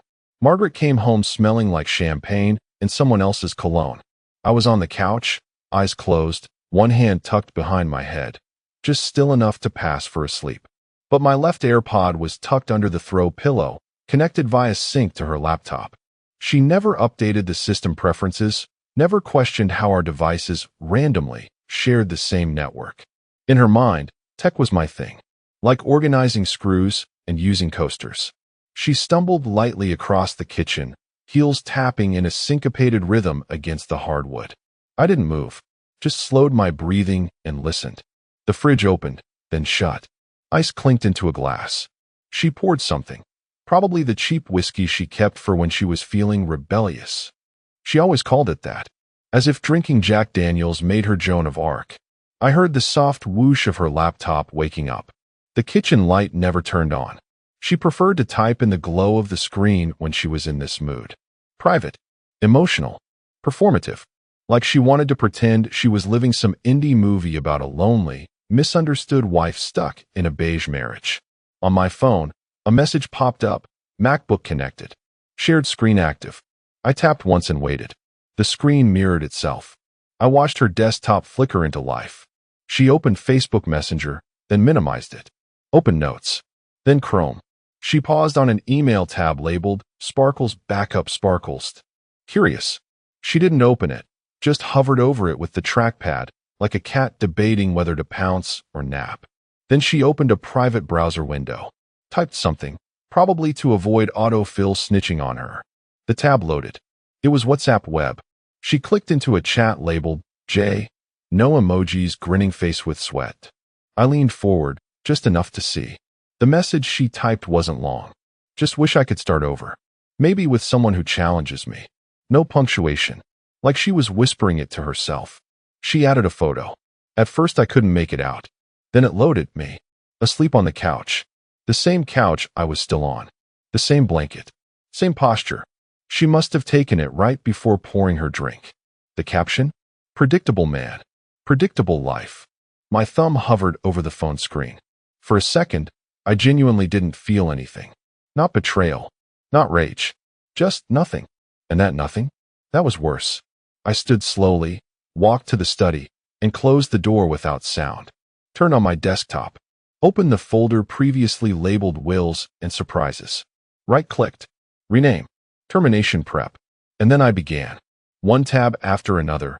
I reopened my legal templates, living will adjustments, emergency contact forms, property reallocation worksheets. I pulled the latest video clips from the cabin cam in her car and dumped them into the chronology subfolder. I flagged the ones where she said, "He won't do anything." And honestly, I pity him. I added the new photo. Hers. The couch shot. Titled it finalstraw.png. Next, I opened her text archive. She hadn't noticed the monitoring app one placed on her phone 2 OS updates ago. She thought those system permission prompts were just spam. I pulled the conversation with Jay, downloaded the entire chat history. There was a moment 2 weeks back where she said, "He thinks we're fine. I could set the house on fire, and he'd probably thank me for the warmth." That one made it into the evidence folder. I tagged it, mockery03.mp4. No reaction, just muscle memory. I opened a blank document. Wrote one sentence. "I'm not angry. I'm calculating." Then I deleted it. Too poetic. Not my style. I opened a second browser window and began pricing new locks. Access codes. Retinal scan entry for the garage. She wanted a man who challenged her. She'd get one. Not loud. Not violent. Just surgical. Back on the couch, I watched her pack up for the night. She shut the laptop, adjusted her robe, and tiptoed toward the bedroom. I returned before she reached the hall. Laid back in the same position. Same angle. Same predictable pose. She walked past me and paused. "Still asleep?" she whispered. She didn't see my eyes flicker open after she was gone. She didn't hear me whisper back. Not anymore. Margaret always assumed the legal stuff was boring. Dry? Mark's thing. She liked to say it with a wine glass in hand. Usually mid-brag to her friends. He handles the paperwork. I handle the real stuff. By real, she meant coordinating brunches, canceling gym memberships she never used, and curating Instagram stories to make our marriage look like a Norman Rockwell painting with better lighting. She was too busy planning her next girls' trip to Sedona to notice that I'd made 6 appointments in the last 10 days. Not with a massage therapist. With a lawyer. David Ramirez. Estate specialist. Quiet. Efficient. One of the few men in town who understood discretion isn't just polite. It's tactical. I met him on a Thursday morning. Walked into his downtown office wearing the same flannel Margaret called sad lumberjack chic. Better to look unthreatening when you're rearranging your financial reality. David was waiting with a neat stack of forms, already tabbed in red. "I want it locked up tight," I said, sliding a flash drive across his desk. He plugged it in. Folders opened. Asset inventory. Video evidence. Timeline logs. Transfer forms, half filled out. He raised one brow. "You've been thorough." "No such thing as overkill," I replied. "Not when you're dealing with someone who thinks they already won." We updated the will first. Removed her as beneficiary from everything except a small, legally unavoidable insurance policy. Reassigned primary medical decisions to my brother, whom she hadn't spoken to since Thanksgiving 2012, after calling his wife a mid-tier Etsy witch. Then we shifted the power of attorney. She used to have it. Not anymore. "I want it structured to trigger immediately upon filing," I said. David nodded. "Contingency activated. You'll retain control of all decisions if she contests anything." We moved on to liquid assets. I'd been rerouting money for 3 months. Small transfers, irregular intervals. Enough to stay off her radar, but enough to reconfigure our finances. Now it was time to make it official. A family trust, administered by my brother and his attorney. She hated him, which made it perfect. And the house? David asked. I slid over a document. Already refinanced 2 years ago.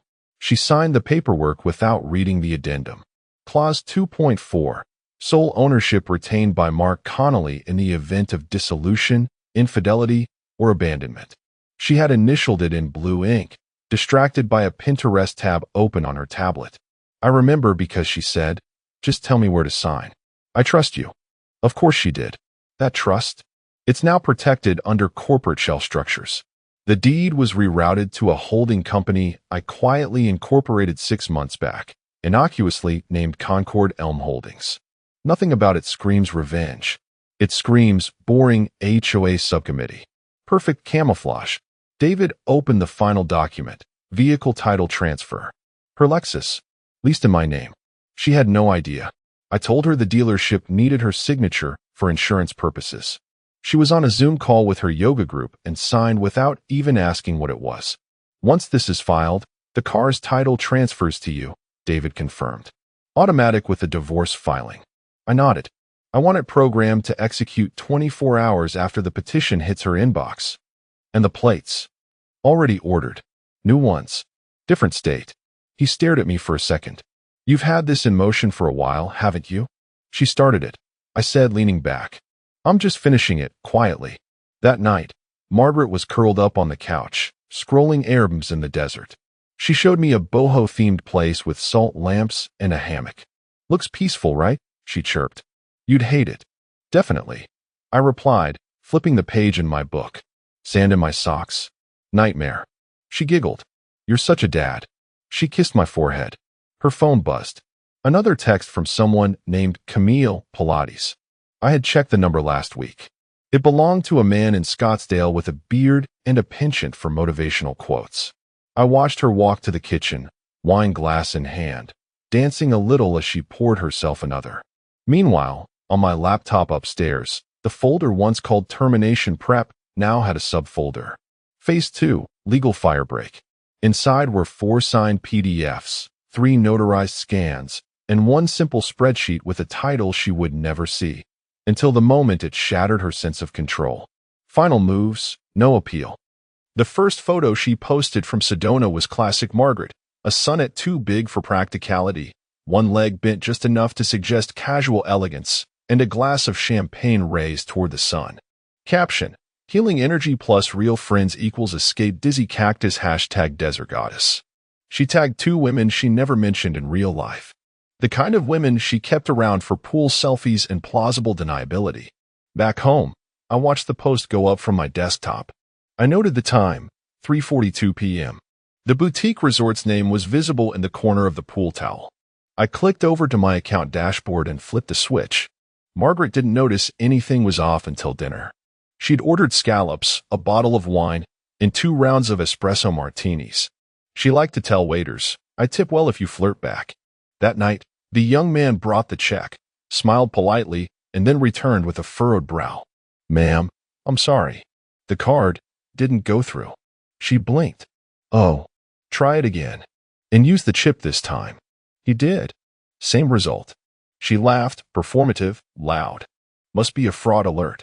My husband hates when I spin like a Kardashian. She tried a second card. Declined.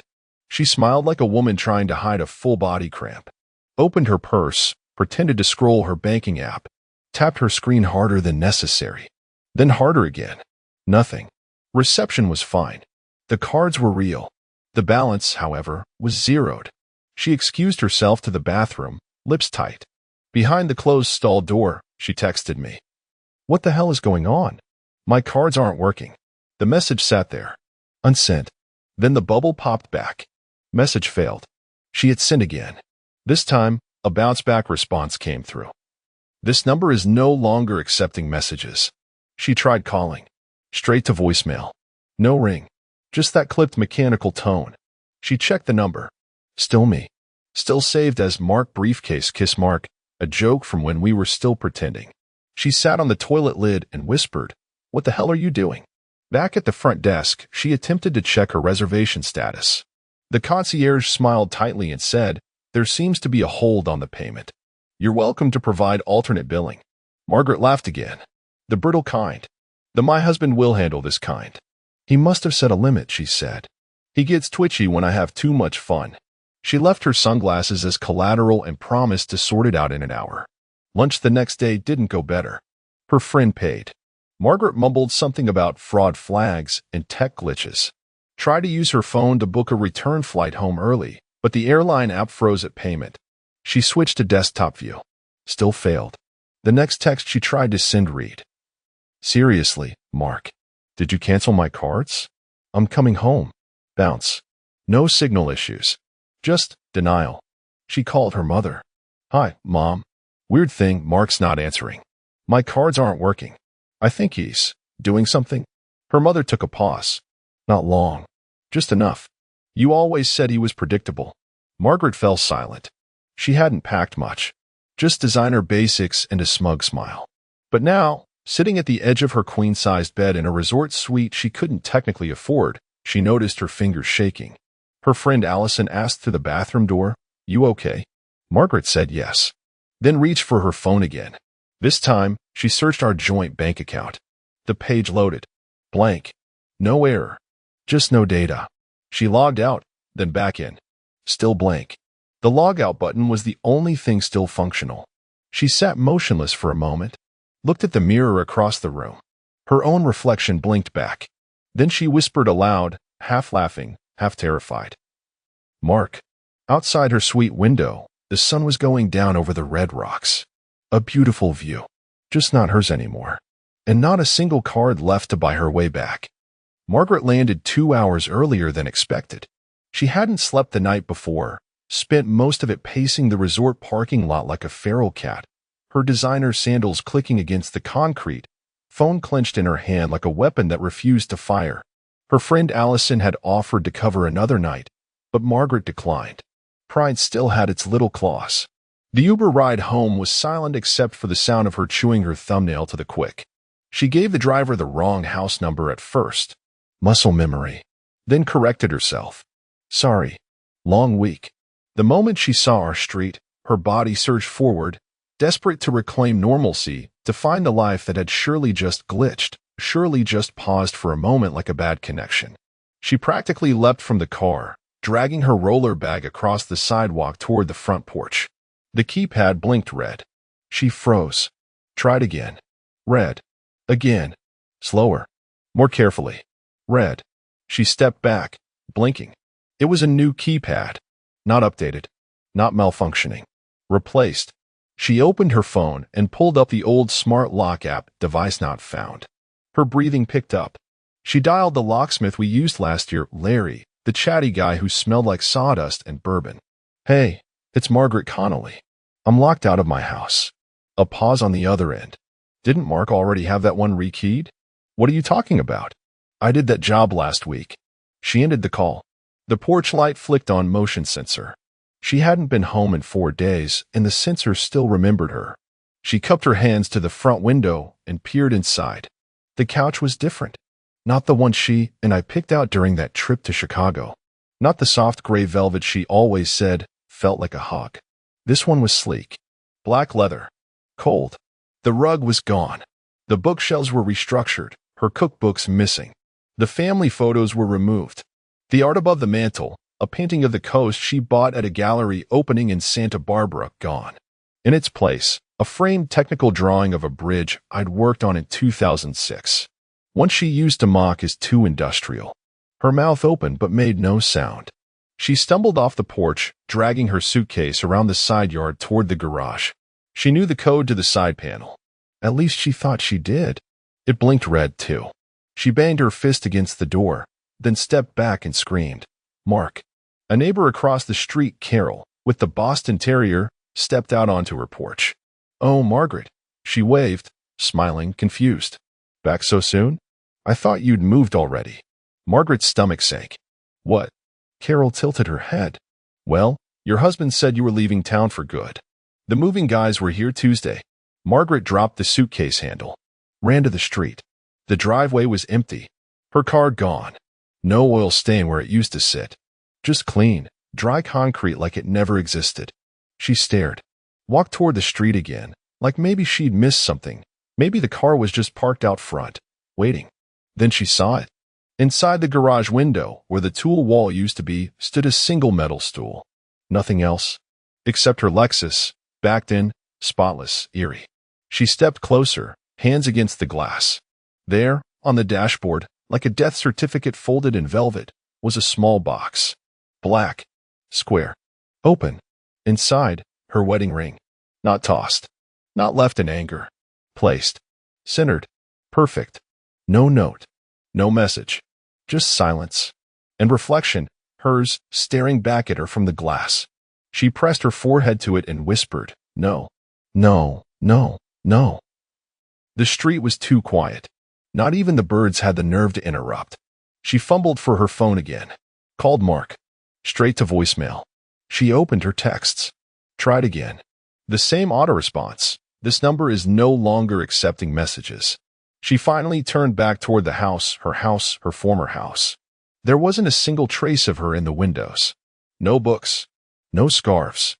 No floral throws she used to drape over everything. The life she curated had been wiped clean like a whiteboard after a lecture no one wanted to remember. She stood on the sidewalk for 20 minutes. Until it started to rain. And even then, she didn't move. The rain had turned to a fine mist by the time she found herself back in the garage, still staring at the ring box, as if it might snap shut on its own and say just kidding. Margaret slid her key into the door, already knowing it wouldn't work. Just a twitch of denial left in her bones. But when it didn't turn, she didn't swear. Didn't cry. Just opened the driver's side door with slow, mechanical grace and sank into the seat of the Lexus like a marionette whose strings had finally snapped. The interior still smelled faintly like her perfume. She hadn't noticed before how empty the car felt without her usual clutter. No coffee cup. No lip balm in the center console. Not even her favorite scarf tossed in the back seat. It was surgical, sterilized. She reached for the ignition button out of instinct. Her finger froze. The dashboard didn't light up the way it usually did. There was no engine hum, no pleasant Lexus chime. Just a black screen that blinked once, then glowed white. Centered text appeared. Press play.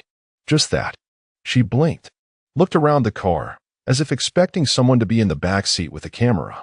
The button flickered again. Press play. She hovered for a moment. Maybe if she turned the car off and on again? Maybe if... The touchscreen wasn't touchscreen anymore.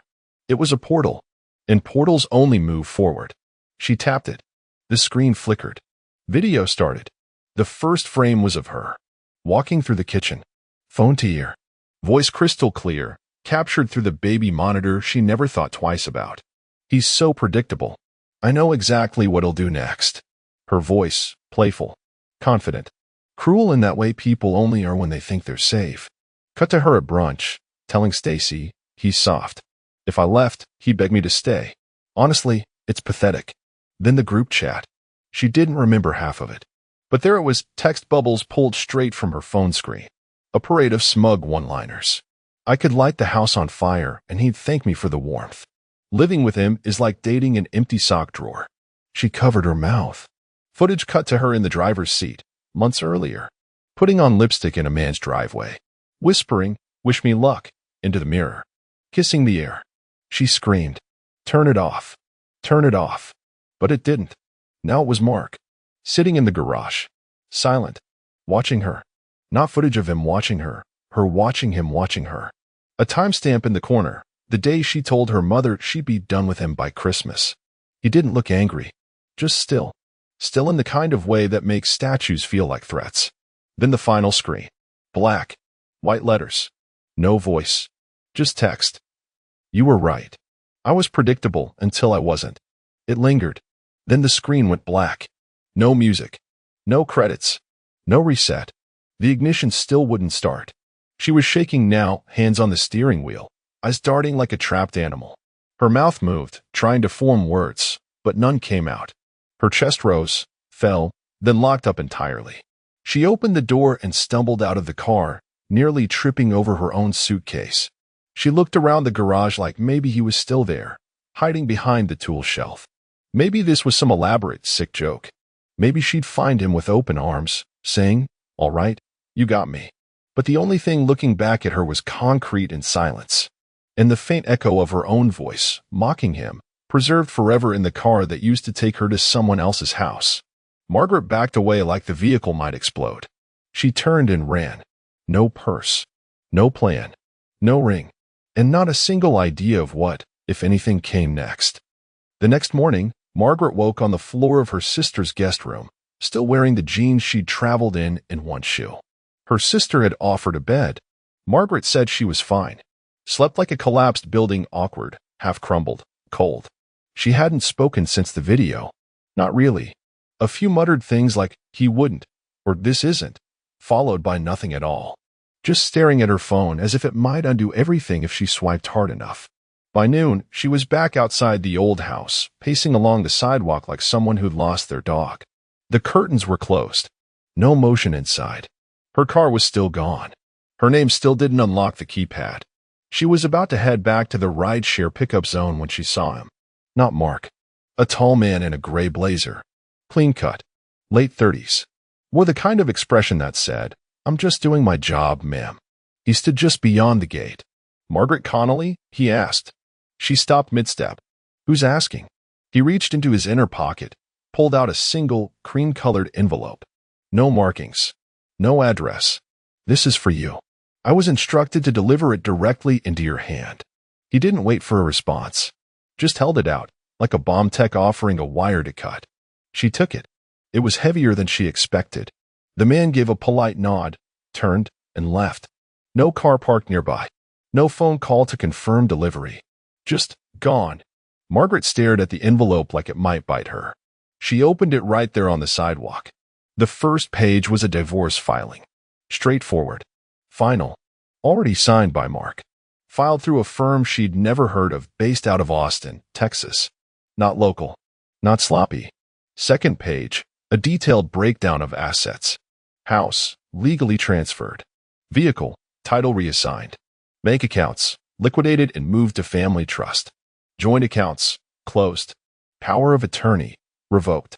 Emergency contacts, updated. She scanned faster, heart pounding in her ears.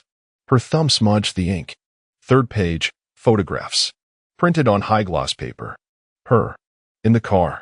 Her. In the driveway. Her. Standing too close to someone else. Each with a timestamp. Each with a location tag. Each a moment she swore only lived in shadows. The final page wasn't legal. It was personal. Typed. Centered. No signature. "You always said I was predictable. So you made a plan based on your assumptions. But you mistook my silence for fear. This wasn't about rage. It was about proof. You made the claims. I built the record. Your prediction model failed." Margaret read it again. Then again. By the fourth time, she couldn't hold it upright. The paper slipped from her hands like wet glass. She collapsed onto the curb, envelope scattered at her feet. She sat there in broad daylight, trembling, mascara smudged, mouth slightly open, like someone had unplugged her from the script mid-sentence. Across the street, Carol peeked through her blinds. 2 doors down, a dog barked. The world didn't stop. But for Margaret Connolly, the world had flipped, turned inside out, and written her out of her own life. And there was nothing left to do but sit on the curb and read the proof again. Proof of what? That he'd seen everything, heard everything, prepared everything, and waited, silently, until it wasn't vengeance. It was just record-keeping. It was a Tuesday, overcast, humid, the kind of air that made clothes cling and thoughts feel too loud. The diner sat on the edge of town, just far enough from familiarity to feel safe, just close enough for plausible deniability. It was the kind of place where no one asked questions, and the waitress called everyone Han. Margaret arrived 15 minutes early, then sat in her car for 10, hands locked around the steering wheel like it was the last stable thing in her life. Her reflection in the rearview mirror didn't look right. Too pale, too sharp, like someone wearing a Margaret mask that didn't quite fit. She walked in at exactly 2 p.m. He was already there.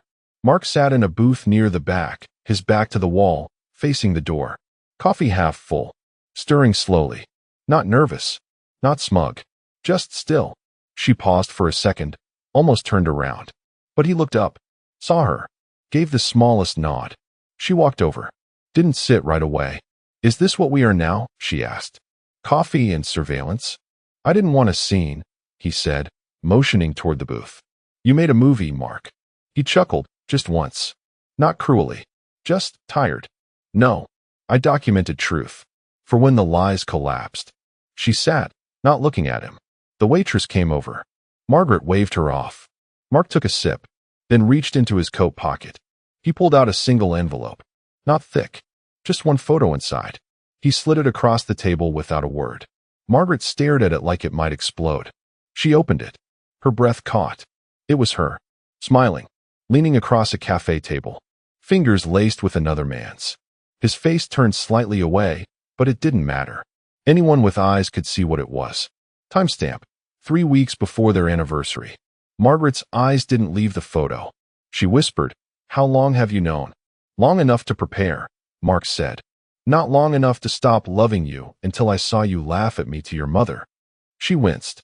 "I never meant." "But you did." He took another sip. "That's the thing. You did.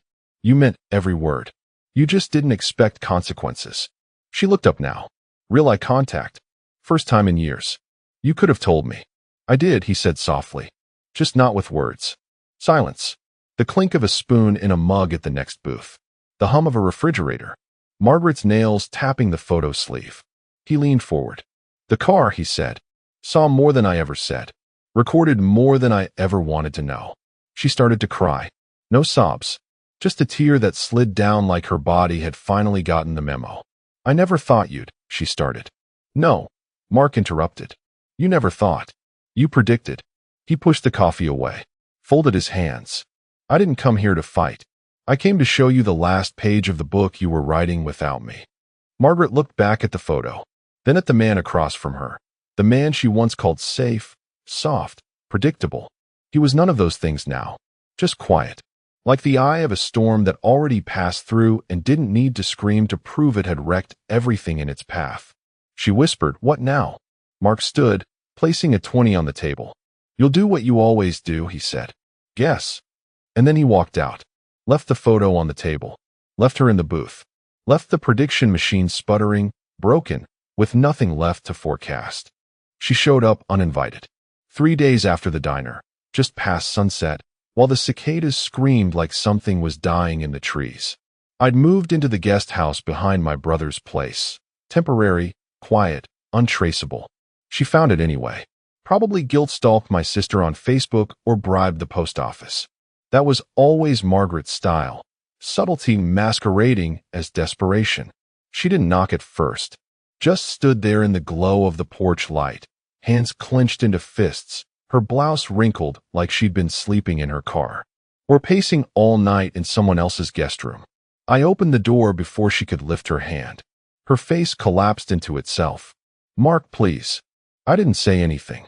Can we talk without lawyers and letters and photos and strategies?" She looked like she hadn't eaten, eyes ringed in gray. But I knew better than to confuse weakness with sincerity. Margaret cried when she couldn't find her earrings. Margaret cried during shampoo commercials. She cried when caught, and always with style. "I made mistakes," she said, stepping closer. "But you've been cruel." Cruel. It hung in the air between us like a confession. I let her have the silence. Let her fill it. Because Margaret always needed to be the loudest person in the quiet. "You've planned this, Mark," she continued, voice rising. "Every message, every lock, every dollar. You sat there and watched me self-destruct, and you helped." Still, I said nothing. She tried again. Softer now, tapping into that old voice, the one she used when we first dated. The one that said, "I know you. I know where to press. But we had a life. You and me. I mean, wasn't any of it real?" I finally reached into my pocket, pulled out my phone, tapped once, held it up. On the screen, the last text she ever sent to her friend Camille. "Don't worry. I've got him wrapped. He's too scared to ever act." She read it. Once. Twice. And then she didn't look at me. She looked through me. Like the mirror cracked and she saw herself for the first time. I locked my screen, slipped the phone back into my pocket. "I was scared," I said calmly. Scared I'd become the man you already treated me like. But I was never weak, Margaret. I was just waiting. Tears welled in her eyes. But I didn't move. Not forward. Not back. I let her break on her own time. You were right once, I said, voice steady. I was predictable. I took one step forward. She flinched. But you'll never predict what comes next. I closed the door behind me as I walked past her, down the steps, into the night air that suddenly felt clean again. She stayed there on the porch, still trembling, still guessing, and I never looked back. I read my obituary on her phone that morning, and she didn't even know she'd written it. The house still smelled like lemons. Denise had wiped down the counters before her yoga class, and her lemon-scented cleaner always lingered like a perfume that overstayed its welcome. I stepped inside, bags in both hands, and paused for a second. Noticed the bathroom fan humming down the hall. Shower running. Her voice echoing. Some upbeat pop garbage playing from her Bluetooth speaker. I should have been invisible, just another part of the furniture like she'd been treating me for the last 5 years. The groceries were heavier than usual, how ironic, considering I'd picked up all her favorites. Goat cheese. That overpriced wine from Napa with the smug little fox on the label. And those dark chocolate espresso beans she claimed helped her focus, though she mostly ate them while watching trashy reality TV with her AirPods in. I set the bags down. Her phone buzzed on the counter. I wouldn't have touched it. I don't touch her phone. But the screen was already lit up, and something caught my eye, my name. That's what did it. He's safe. Boring. A good fallback. If I had the guts, I'd leave him tomorrow. I didn't move at first. Not even a blink. I just read it. Once. Twice. 3 times, like maybe, if I stared long enough, the letters would rearrange themselves into something else. Something less surgical. It was a group chat. The kind women have with nicknames like Witches and Wine, or Hot Mess Express. Hers was called Blondes, Bruised or Better. There were hearts and champagne emojis sprinkled throughout the thread, and then Denise's name, right under that sentence, followed by a laugh emoji from someone named Carrie and a gif of a woman throwing dollar bills. I scrolled up. Just a little. Earlier, she had written, Harold's paying for Cancun. I booked the oceanfront suite. Another message. He's so grateful for crumbs of attention it's cute. A literal Labrador. Carrie replied, Girl, milk it. Safe men don't ask questions. They just pay. I didn't scroll any further. I didn't need to. The fan still whirred in the hallway. Shower still running. She had no idea I was home.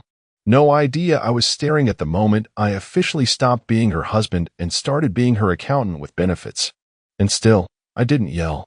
I didn't throw the phone or storm into the bathroom demanding an explanation. What would that accomplish? I'd be called paranoid or insecure. Maybe she'd cry, twist it, claim it was a joke. Or worse, tell me I wasn't supposed to see that, like that would make it okay. Instead, I calmly locked the screen, slid the phone half an inch back to where it had been, tilted just so, propped against her favorite mug. I unpacked the groceries, filled the fridge, laid the wine bottles in the rack with care, wiped my hands, sat down at the dining table and stared at the lemon-scented air like it had something to say. For 27 years, I believed in Denise, believed in us. I'd worked overtime for her dream home, skipped hobbies to be there for her career moves, helped her mother through chemo, hosted her college friends without complaint. I wasn't a saint, but I showed up. Hell, I stayed. And now, I was the fallback. Somewhere between goat cheese and betrayal, something inside me shifted. Not with rage. Not with grief. Something colder. More efficient. A logistics switch, something I hadn't felt since my workdays in crisis routing. The kind of mental clarity you get when a shipment's gone missing and $1 million rides on rerouting trucks overnight before anyone notices. That's what I became. A rerouter. A planner. A quiet executioner. I opened my tablet from the shelf, sat down in the garage where I used to fix things, and started a folder. I didn't name it something dramatic, just exit. Then I poured a glass of her stupid wine, took one long sip, and waited for the shower to turn off. She came down the stairs in leggings, wine glass in hand, already smiling before I said a word. That smile, polished, practiced, like a realtor selling you a house next to a sewage plant. You'll never guess, she chirped, brushing imaginary lint from her yoga top. The girls finally settled on Cancun. End of the month. 5 nights, oceanfront suite. I know it's a lot, but it's been years since I took a real vacation. I looked up from my crossword puzzle like I was surprised. That sounds great, Denise. You deserve it. She blinked, not at the words, at the tone, the lack of resistance. She was ready for a negotiation, some back and forth, maybe even a passive-aggressive budget lecture. Instead, I stood, crossed the room, and opened my wallet. I'll cover it. Book the good room. Get the massages. You only live once, right? Her expression flickered for a second, almost glitching, like her brain needed a software update. But she caught herself, tilted her head with a faux sweet smile and said, "You're such a good man, Harold." "Thank you." She kissed me lightly on the cheek. The same way someone pets an old dog who still wags his tail, even after you forgot to feed him. I nodded and walked away before I rolled my eyes so hard they lodged in my skull. By the time she made it back upstairs, barefoot and humming like she'd already smelled the salt air, her phone buzzed again. Out in the garage, I was polishing a wrench I didn't need when my synced tablet lit up. Group chat. Blondes, bruised or better. Denise. Told him about the trip. He offered to pay for everything. Resort upgrade too. See? He's a sweet wallet when needed. Then, 2 seconds later. Safe men always overcompensate. It's cute. I didn't flinch. Didn't blink. I just reached over to my old laptop on the workbench, opened the folder named Exit, and created 3 new subfolders. 1. Financial. 2. Legal. 3. Evidence. The garage was warm, quiet, peaceful, in that eerie kind of way hospitals are when someone's just been declared dead and everyone tiptoes around the body. I wasn't sad. I wasn't surprised. I was ready. Denise floated around the next few days like she was auditioning for a sunscreen commercial. Bright colors, wax legs, fresh highlights. Suddenly, she was back to salads and cardio. Every evening was filled with bikini try-ons and giggles from her phone. One night, I passed her open laptop. Tabs everywhere, flight booking, resort reviews, cocktail recipes, and oddly, Pinterest boards labeled freedom and soft life goals. She didn't bother closing it. Why would she? In her head, I was the dumb, faithful Labrador. Old, predictable, harmless. All right, fellas, quick break. We're shooting for 10K subscribers. If you're enjoying these gripping tales of betrayal, hit that subscribe button, and let's get back to the story. She didn't know I'd already requested our bank's detailed statement history, or that I'd taken screenshots of every group chat message that popped up, or that I knew the full names of her friends, Carrie, Lila, Rena, and that I'd already drafted a contact tree with everything they'd written about me. I made an appointment with a lawyer 2 towns over, a man who looked more like a butcher than a divorce attorney, thick hands, steel jaw, quiet eyes. My kind of guy. I brought everything. Told him, I don't want revenge. I want clarity, precision, and to never see her cry on cue again. He nodded once. No questions. Back home, Denise danced barefoot in the kitchen while making packing lists on her phone. I brought her a glass of wine and said, "You're going to have a great time." She beamed, kissed my cheek again. I went back to the garage, opened the folder, renamed it. Final inventory. Because I wasn't just planning an exit. I was building a legacy she couldn't delete. The morning she left, Denise was all radiant performance. Peach sundress. Lip gloss so shiny you could see your reflection in it. Roller bag by the door, carry-on slung over one shoulder. She smelled like citrus and coconut oil, like she'd already decided to forget where she came from for 5 days. I was waiting by the kitchen island, coffee in hand, playing the part. Calm. Smiling just enough. Button-down shirt tucked in, as if I hadn't already unbuttoned every part of this marriage in my mind. "You'll water the plants, right?" she asked, as if we were still pretending she cared about things like shared responsibility. Of course. Plants, dog, house, everything you're escaping from will still be here when you get back. She blinked, just for a split second. That tone again, but she let it slide. Denise hugged me, arms barely grazing my back like I was a coworker on his last day. "Love you," she said, already turning toward the door. "Have fun," I said. She didn't see me pick up her roller bag just before we left for the airport. Didn't notice how long I lingered by it in the garage before tossing it in the trunk. She was too busy checking in for her flight and smiling at herself in the visor mirror like a girl 20 years younger, with a heart 20 degrees colder. The tracker was nothing fancy, just a discreet tag sewn into the inner lining, behind the pocket she never used. I wasn't breaking any laws. I didn't want to stalk her. I just wanted confirmation. And sure enough, I got it. 2 hours after her flight landed in Cancun, I sat in the garage again, sipping iced tea and refreshing the cloud album linked to our shared family photo app. She didn't know it still auto-uploaded. Of course she didn't. Denise hadn't looked at settings in years. The first photo was innocuous. Palm trees, beach chairs, a fruity cocktail with one of those dumb little umbrellas.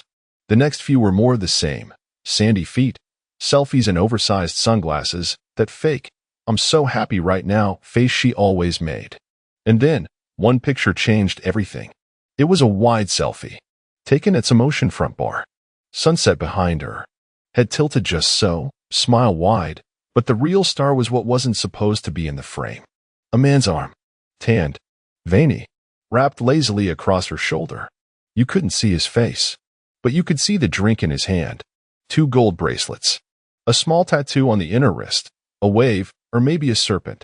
She hadn't tagged him, hadn't written anything in the caption. But her eyes said it all, lit up in a way I hadn't seen since, well, never. I paused the screen, zoomed in, zoomed again, saved it to the folder, labeled it. Asset, confirmation _01. Then, out of sheer instinct, I opened my legal folder and added a new note. Timeline, physical proximity, day 1. By the end of the hour, I had mapped her location from the tracker, pulled hotel listings, and started reading reviews. Cross-referenced timestamps with flight data and Uber pickups. Logistics had been my trade for 30 years. Turns out, spying isn't even the hard part. Pretending not to know? That's the real work. Later that night, she texted me from the balcony. "It's beautiful here. Thanks again for this trip. You're the best, babe Rehart." I replied, "Of course. Enjoy every second." She had no idea that every second she enjoyed was feeding a machine I'd already set in motion. And machines? They don't get emotional. They just run. Until the job's finished. The morning after the photo with the mystery arm, what I called confirmation _01, I woke early. No alarm. No birdsong. Just that low, surgical hum in my head that used to come when a freight route failed, and I had 30 minutes to rebuild it from scratch. That old instinct hadn't dulled. It had just gone unused in marriage. Denise was thousands of miles away, probably asleep under crisp hotel linen, her phone face down on a stranger's nightstand. Meanwhile, I brewed coffee in my kitchen and printed screenshots. I made a binder. Not a folder. A binder. Sectioned. Indexed. Color-coded. One part was labeled messaging, tone analysis. Another, spending irregularities, 9-month view. The one marked photos, non-spousal contact, only had 3 pages so far. But I left room. I didn't drive to our local lawyer, the one who'd helped us with our will 10 years ago, who sent us holiday cards and once asked if we wanted to update our beneficiaries. No, too familiar. Instead, I took a 47-minute drive west, past 2 counties, to a man named Kenneth Fry. No billboard, no website, just a brass plaque beside a heavy door and a quiet office that smelled like ink and burnt coffee. He was in his 60s, too. Looked more like a retired CIA analyst than a divorce attorney. Square jaw, corduroy blazer, and the kind of pause before he speaks that tells you he's not surprised by much anymore. I sat across from him, placed the binder on his desk, didn't offer a story, just opened to the tab titled Safe Option. He read the text, then glanced up slowly. "You want litigation or silence?" "Silence," I said, "but total. No loose ends. No hysterics." He nodded, like a surgeon who'd seen enough tumors to know which ones were fatal. We worked for an hour. I showed him bank transfers I hadn't even told Denise I'd noticed. The slowly increasing Venmo transactions labeled with emojis. The girl's trip fund I'd gifted her weeks ago, which had gone toward a reservation I found under a man's name. A fake one, probably. But still, he took notes on a legal pad. Never typed. Just scribbled with a pen that looked older than my daughter. When I was done, he leaned back. Okay, we'll prepare a formal separation agreement. Asset freeze, grounds, emotional betrayal, financial misuse, degradation of character. I'll attach screenshots as supplemental evidence. We'll also draw up a document that terminates access to joint accounts, utilities, shared cards. You'll sign off. Execution begins on your mark. I nodded. Include a non-disparagement clause. I don't want her trashing my name when this all lands. Smart, he said. Anything else? Yes. A delivery. He raised an eyebrow. Courier, I said. Overnight. I want it to arrive while she's still sipping from coconuts. He smirked, just a little. Envelope, box, or message? I thought about it. About the moment it would hit her. Envelope. Flat. Clean. Containing the agreement, the photo of the arm, and one note. You weren't supposed to be seen. But I saw you anyway. He tapped his pen against the legal pad. You've done this before? No, I said. But I used to route 40 trucks through snowstorms without losing a single shipment. Turns out betrayal's easier to track. We shook hands. No fanfare. No dramatics. He said he'd start the file under an alias, client H_exit_2025, to avoid any search mix-ups. As I walked out into the parking lot, the sun was already high. I checked my phone. New notification, Denise added a photo. Mimosas with my girl's clinking glasses son. I smiled. Opened my banking app. Moved the remaining funds into a trust account under my name only. And then I opened my calendar. Friday, courier dispatch. Saturday, lock change. Monday, freedom. The rest was just execution. Clean, quiet, and exactly on schedule. The FaceTime rang through the garage like a mosquito trapped in a jar, persistent, high-pitched, and easily ignored. Denise's face froze mid-smile on the screen. Bikini top, windblown hair, a drink in hand, sunglasses pushed up like she wanted to look carefree, but couldn't quite mask the unease behind her eyes. It was her third attempt in 20 minutes. I didn't answer. I watched the screen flash, buzz, go dark. Then the text came in. You okay? Haven't heard from you. Everything good? I stared at it for a full 60 seconds. Not angry. Just clinical. Like watching a computer overheat. You don't yell at it. You pull the plug. Instead of replying, I opened my banking app. Joint account. Emptied. Routing complete. Every last cent had been moved, methodically, legally, and with a digital trail so clean it could be taught in a finance seminar. I'd done it days ago, but I'd left a little bait. Just enough to keep her floating. Now, with one final move, the trap closed. I issued the final transfer, $146.12 trust account. Left exactly $6.37 in the joint. A few moments later, she must have seen it. I imagined her thumb tapping the app icon, the flicker of confusion, the rising frown. I didn't hear it, but I felt it. That moment when the balance stared back at her like a slap she couldn't trace. Then came the email I'd pre-written with my attorney. Subject, funds reallocated. Denise. Effective immediately, all joint funds have been transitioned to personal accounts in accordance with our pending separation agreement. For any expenses moving forward, please utilize your own personal account. Best, Harold. It landed in her inbox at 1:03 p.m. At 1:10, I got a notification from the resort. Concierge email. Mr. Holloway, per your request, all room service and add-ons have been transferred to guest 2. We have informed her that incidental charges will now be posted to her personal account. Let us know if you need further changes. I didn't reply. I just smiled and closed the laptop. In Cancun, Denise was likely still wrapped in a towel, trying to refresh her bank app, staring at the same error message. Card declined. Please contact your financial institution. I imagined her walking downstairs in her flip-flops, cheeks flushed, asking the concierge why her breakfast wasn't covered. And I pictured the polite confusion in their eyes when they told her. We apologize, ma'am. The original payment method was removed. You'll need to provide a valid card for any remaining charges. A glitch, she probably muttered. A technical thing. A weird banking error. She believed that for a few more hours, maybe even the whole night. But by then, the courier would be halfway through customs, carrying a neat, flat envelope with her name on it. Her friends still thought she was the clever one. The charmer. The hot one who landed a stable man. But control? That was always my game. Logistics. Timing. Execution. And Denise? She just realized she was flying on borrowed fuel. And I just cut the engine mid-air. She walked into the hotel lobby like a woman who thought she still owned the room. Sun-kissed, hair damp from a beach rinse, wearing one of those flowy vacation dresses that looks expensive until you realize it's all for show, kind of like the smile she'd been flashing all week. Her heels clicked across the marble as she laughed at something on her phone, probably another empty text flirt from the man with the tattooed wrist. The concierge desk was quiet.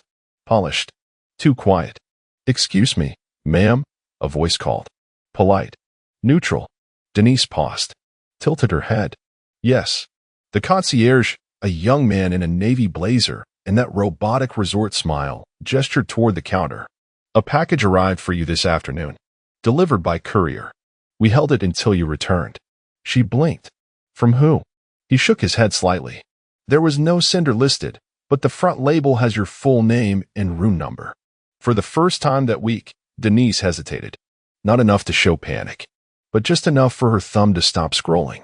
He handed her a slim, white envelope. Heavy, reinforced paper. Not hotel stationery. Not tourist junk. The kind of envelope you get from someone who knows exactly how finality should feel. She didn't open it in the lobby. She waited until she was upstairs, door locked, AC humming behind her. She peeled it open at the desk by the minibar, next to the souvenir shells she bought with my money. At first, all she saw was a stack of white. But then she saw the colors. The first page, a screenshot of her message. "He's safe. Boring. A good fallback. If I had the guts, I'd leave him tomorrow." Highlighted in yellow. Bolded. Underlined. The next, her selfie on the beach bar. The one with the arm. The bracelets. The little tattoo peeking under a linen sleeve. Then, more texts. More screenshots. More gut punches. All printed. All clean. All perfectly aligned and numbered like courtroom exhibits. And finally, the divorce filing. Signed. Dated. Lodged. Filed under irreconcilable differences and financial deception. On top of it all was a single post-it note. Pale blue.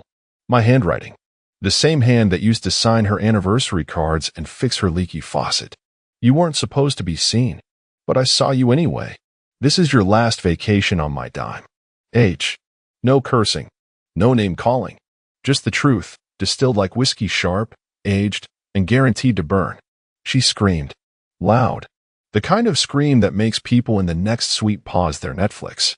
The kind that rattles the ice bucket. But there was no one to hear it who cared.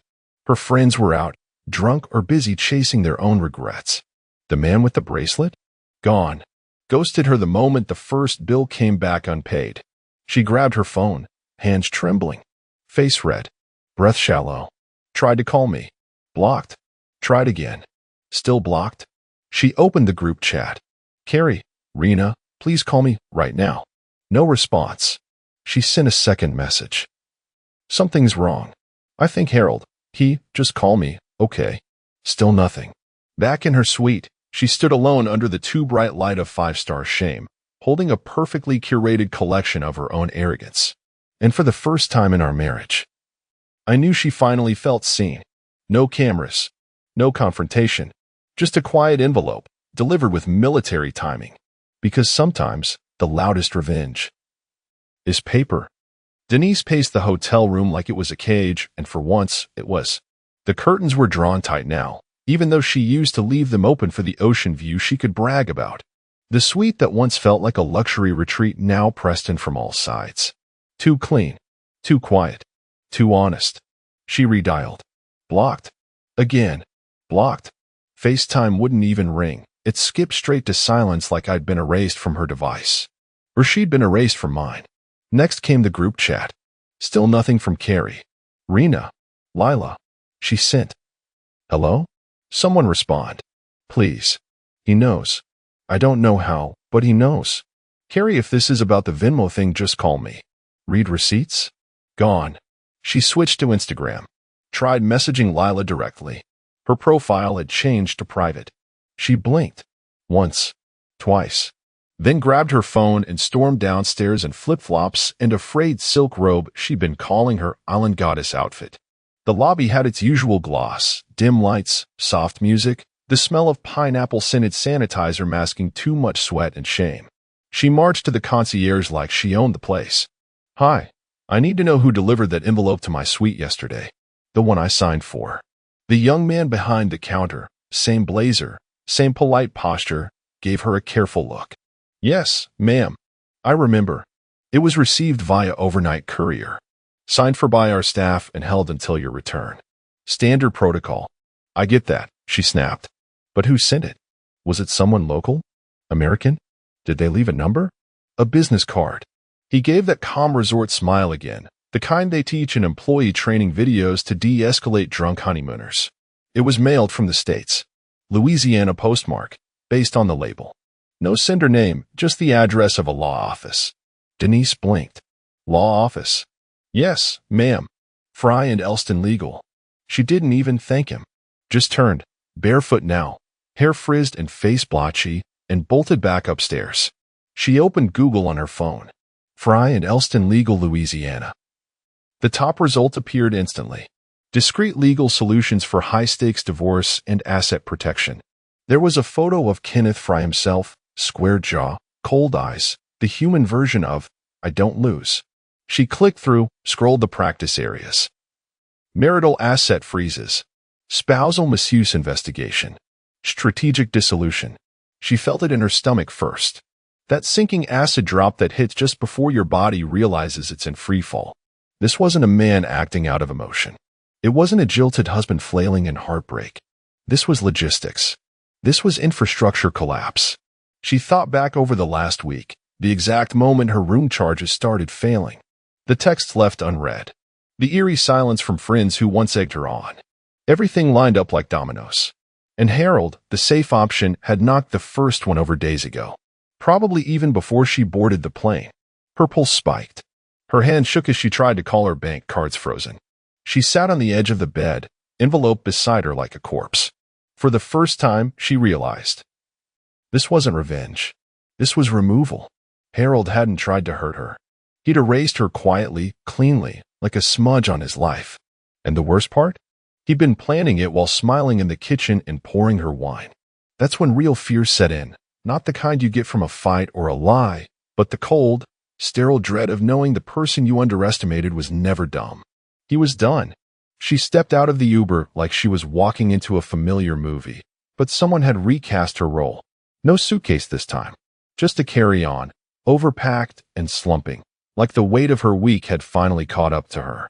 Hair tied back, no makeup, sunglasses too big for her face, more mass than fashion now. Her driver didn't offer to help with the bag. He could feel it too. This wasn't a homecoming. This was an audit. She stood at the curb in front of the house she'd once orchestrated like a stage. Everything looked fine. Too fine. Lawn trimmed. Porch light on. But the curtains, closed. The lights inside off. No music, no scent of fresh coffee. No Harold. She climbed the porch steps and reached into her purse for the keys. Pulled them out. Inserted the one for the front door. Click. Twist. Nothing. She blinked. Tried again. Twist. Resistance. A deadbolt change. Cold. Clean. Immediate. She looked around like maybe someone was watching. No one was. Except Mrs. Fenner from next door, watering her petunias with too much interest. Their eyes met. Mrs. Fenner gave a tiny, practiced smile. The kind you save for funerals or canceled anniversaries. "Sorry to hear about the split," she said softly. Denise opened her mouth, but no words came. Not even denial. Her throat closed around the idea that the neighborhood knew before she did. She turned back to the door. That's when she saw it. A single cardboard box, centered perfectly on the welcome mat. No tape. No label. Inside, one phone charger. 3 folded blouses she'd left in the laundry. Her running shoes. A half-used bottle of her expensive face serum. And a sheet of paper. The sheet was laser printed. Clean. 1 paragraph. Her own message. "He's safe." Boring. A good fallback. "If I had the guts, I'd leave him tomorrow." The phrase "safe option" was highlighted in bright yellow. At the bottom, in small black font. "Return to sender." Her hands shook as she lifted the page. It fluttered in the breeze like a warning flag. A receipt for who she'd become. She slumped to the porch steps, heart pounding in her ears. For a second, she hoped it was all a test. A trick, that Harold would walk out, arms crossed, asking her to explain herself. But no one came. No cars in the drive. No lights flickering on. No, we need to talk, moment where she could manipulate her way out with tears and half-truths. Just silence. Denise pulled out her phone, tried dialing his number again. Blocked. Then she opened her email. 3 new messages. One from their internet provider. Your account has been transferred. One from the gas company. Service has been terminated at your address. And one from Harold's lawyer. Final document acknowledgement, pending your signature. Her hand dropped to her lap. The phone slid onto the porch beside her. She was locked out not just of the house, but of the version of herself that got to pretend she was in control. No more chats with girlfriends full of smug winks. No more island photos backed by someone else's wallet. No more fallback. Just one woman on a porch she used to own, crying next to a cardboard box with her name scratched out in every possible way.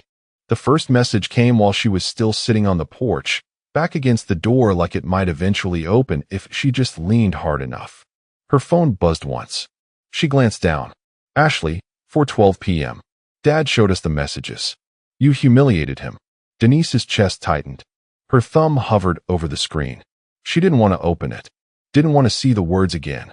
But she tapped it anyway, like some part of her still believed she could fix it. She typed back quickly. Ashley, it's not what you think. That was private. I was venting. You know how people talk in group chats? It's not serious. 3. She tried to pretend she still belonged there. Denise walked the resort like a faded shadow of the woman who arrived days earlier. Lip gloss gone, tan lines uneven, smiles forced and brittle. The other women in her group had peeled away one by one. Some went home early. Others ghosted her completely. She stayed behind, clinging to the illusion. Told the front desk she was extending the trip for clarity. But clarity didn't come. Just long silences, heavy with what she now understood wasn't just loneliness, it was exile. The suite felt different. Colder. Her voice echoed when she tried to call someone. Anyone. Only to hang up halfway through dialing. Then, on the 4th morning, just after 11 a.m., came the knock. A soft rap on the door. Deliberate. Not room service. She opened it barefoot in a robe, mascara half-rinsed from the pool 2 days ago. The hotel staffer stood there with a sealed envelope in gloved hands. Ma'am, he said, this was left for you. From a guest who checked out yesterday. He said you might still be here. She didn't ask who. Didn't have to. She shut the door slowly behind her, envelope trembling in her fingers. It wasn't thick. No legal weight this time. No photos. Just one single sheet folded with surgical precision. She opened it. Inside was a receipt. 1 night stay at the same resort. Same tower. Same floor. Date. The night before she arrived. Name on the receipt. Harold M. Holloway. She froze. He'd been here. He'd been here before her. Before the welcome cocktail. Before the beach photos. Before she'd toasted to her freedom over a mango mojito she didn't pay for. He'd already stood where she stood. Then she saw the sticky note. Pale yellow. His handwriting again. Sometimes the safe option is the one who sees everything coming. Enjoy the rest of your stay alone. The word alone was underlined. She dropped to the floor. Not collapsed, dropped. Like a string had been cut. Her breath vanished. Her arms refused to hold her. The letter floated down next to her like the last snowflake in a storm. She started with a text she never thought he'd see. The ocean outside kept waving. Oblivious. The suite around her was 5 stars, but she had never felt poorer. She looked up at the ceiling like it might offer answers. All it gave her was silence. She wasn't mourning a marriage. She was mourning the man she never thought would leave. Because Harold? He didn't yell. He didn't destroy. He simply left her in the very paradise she once used as leverage. And this time, the room really was in her name. No fallback. No exit. Just the echo of a man who planned his departure so precisely, so quietly, that she didn't realize until the final move that she'd already been checkmated 2 nights before she ever said cheers. And now? He wasn't safe. He was gone.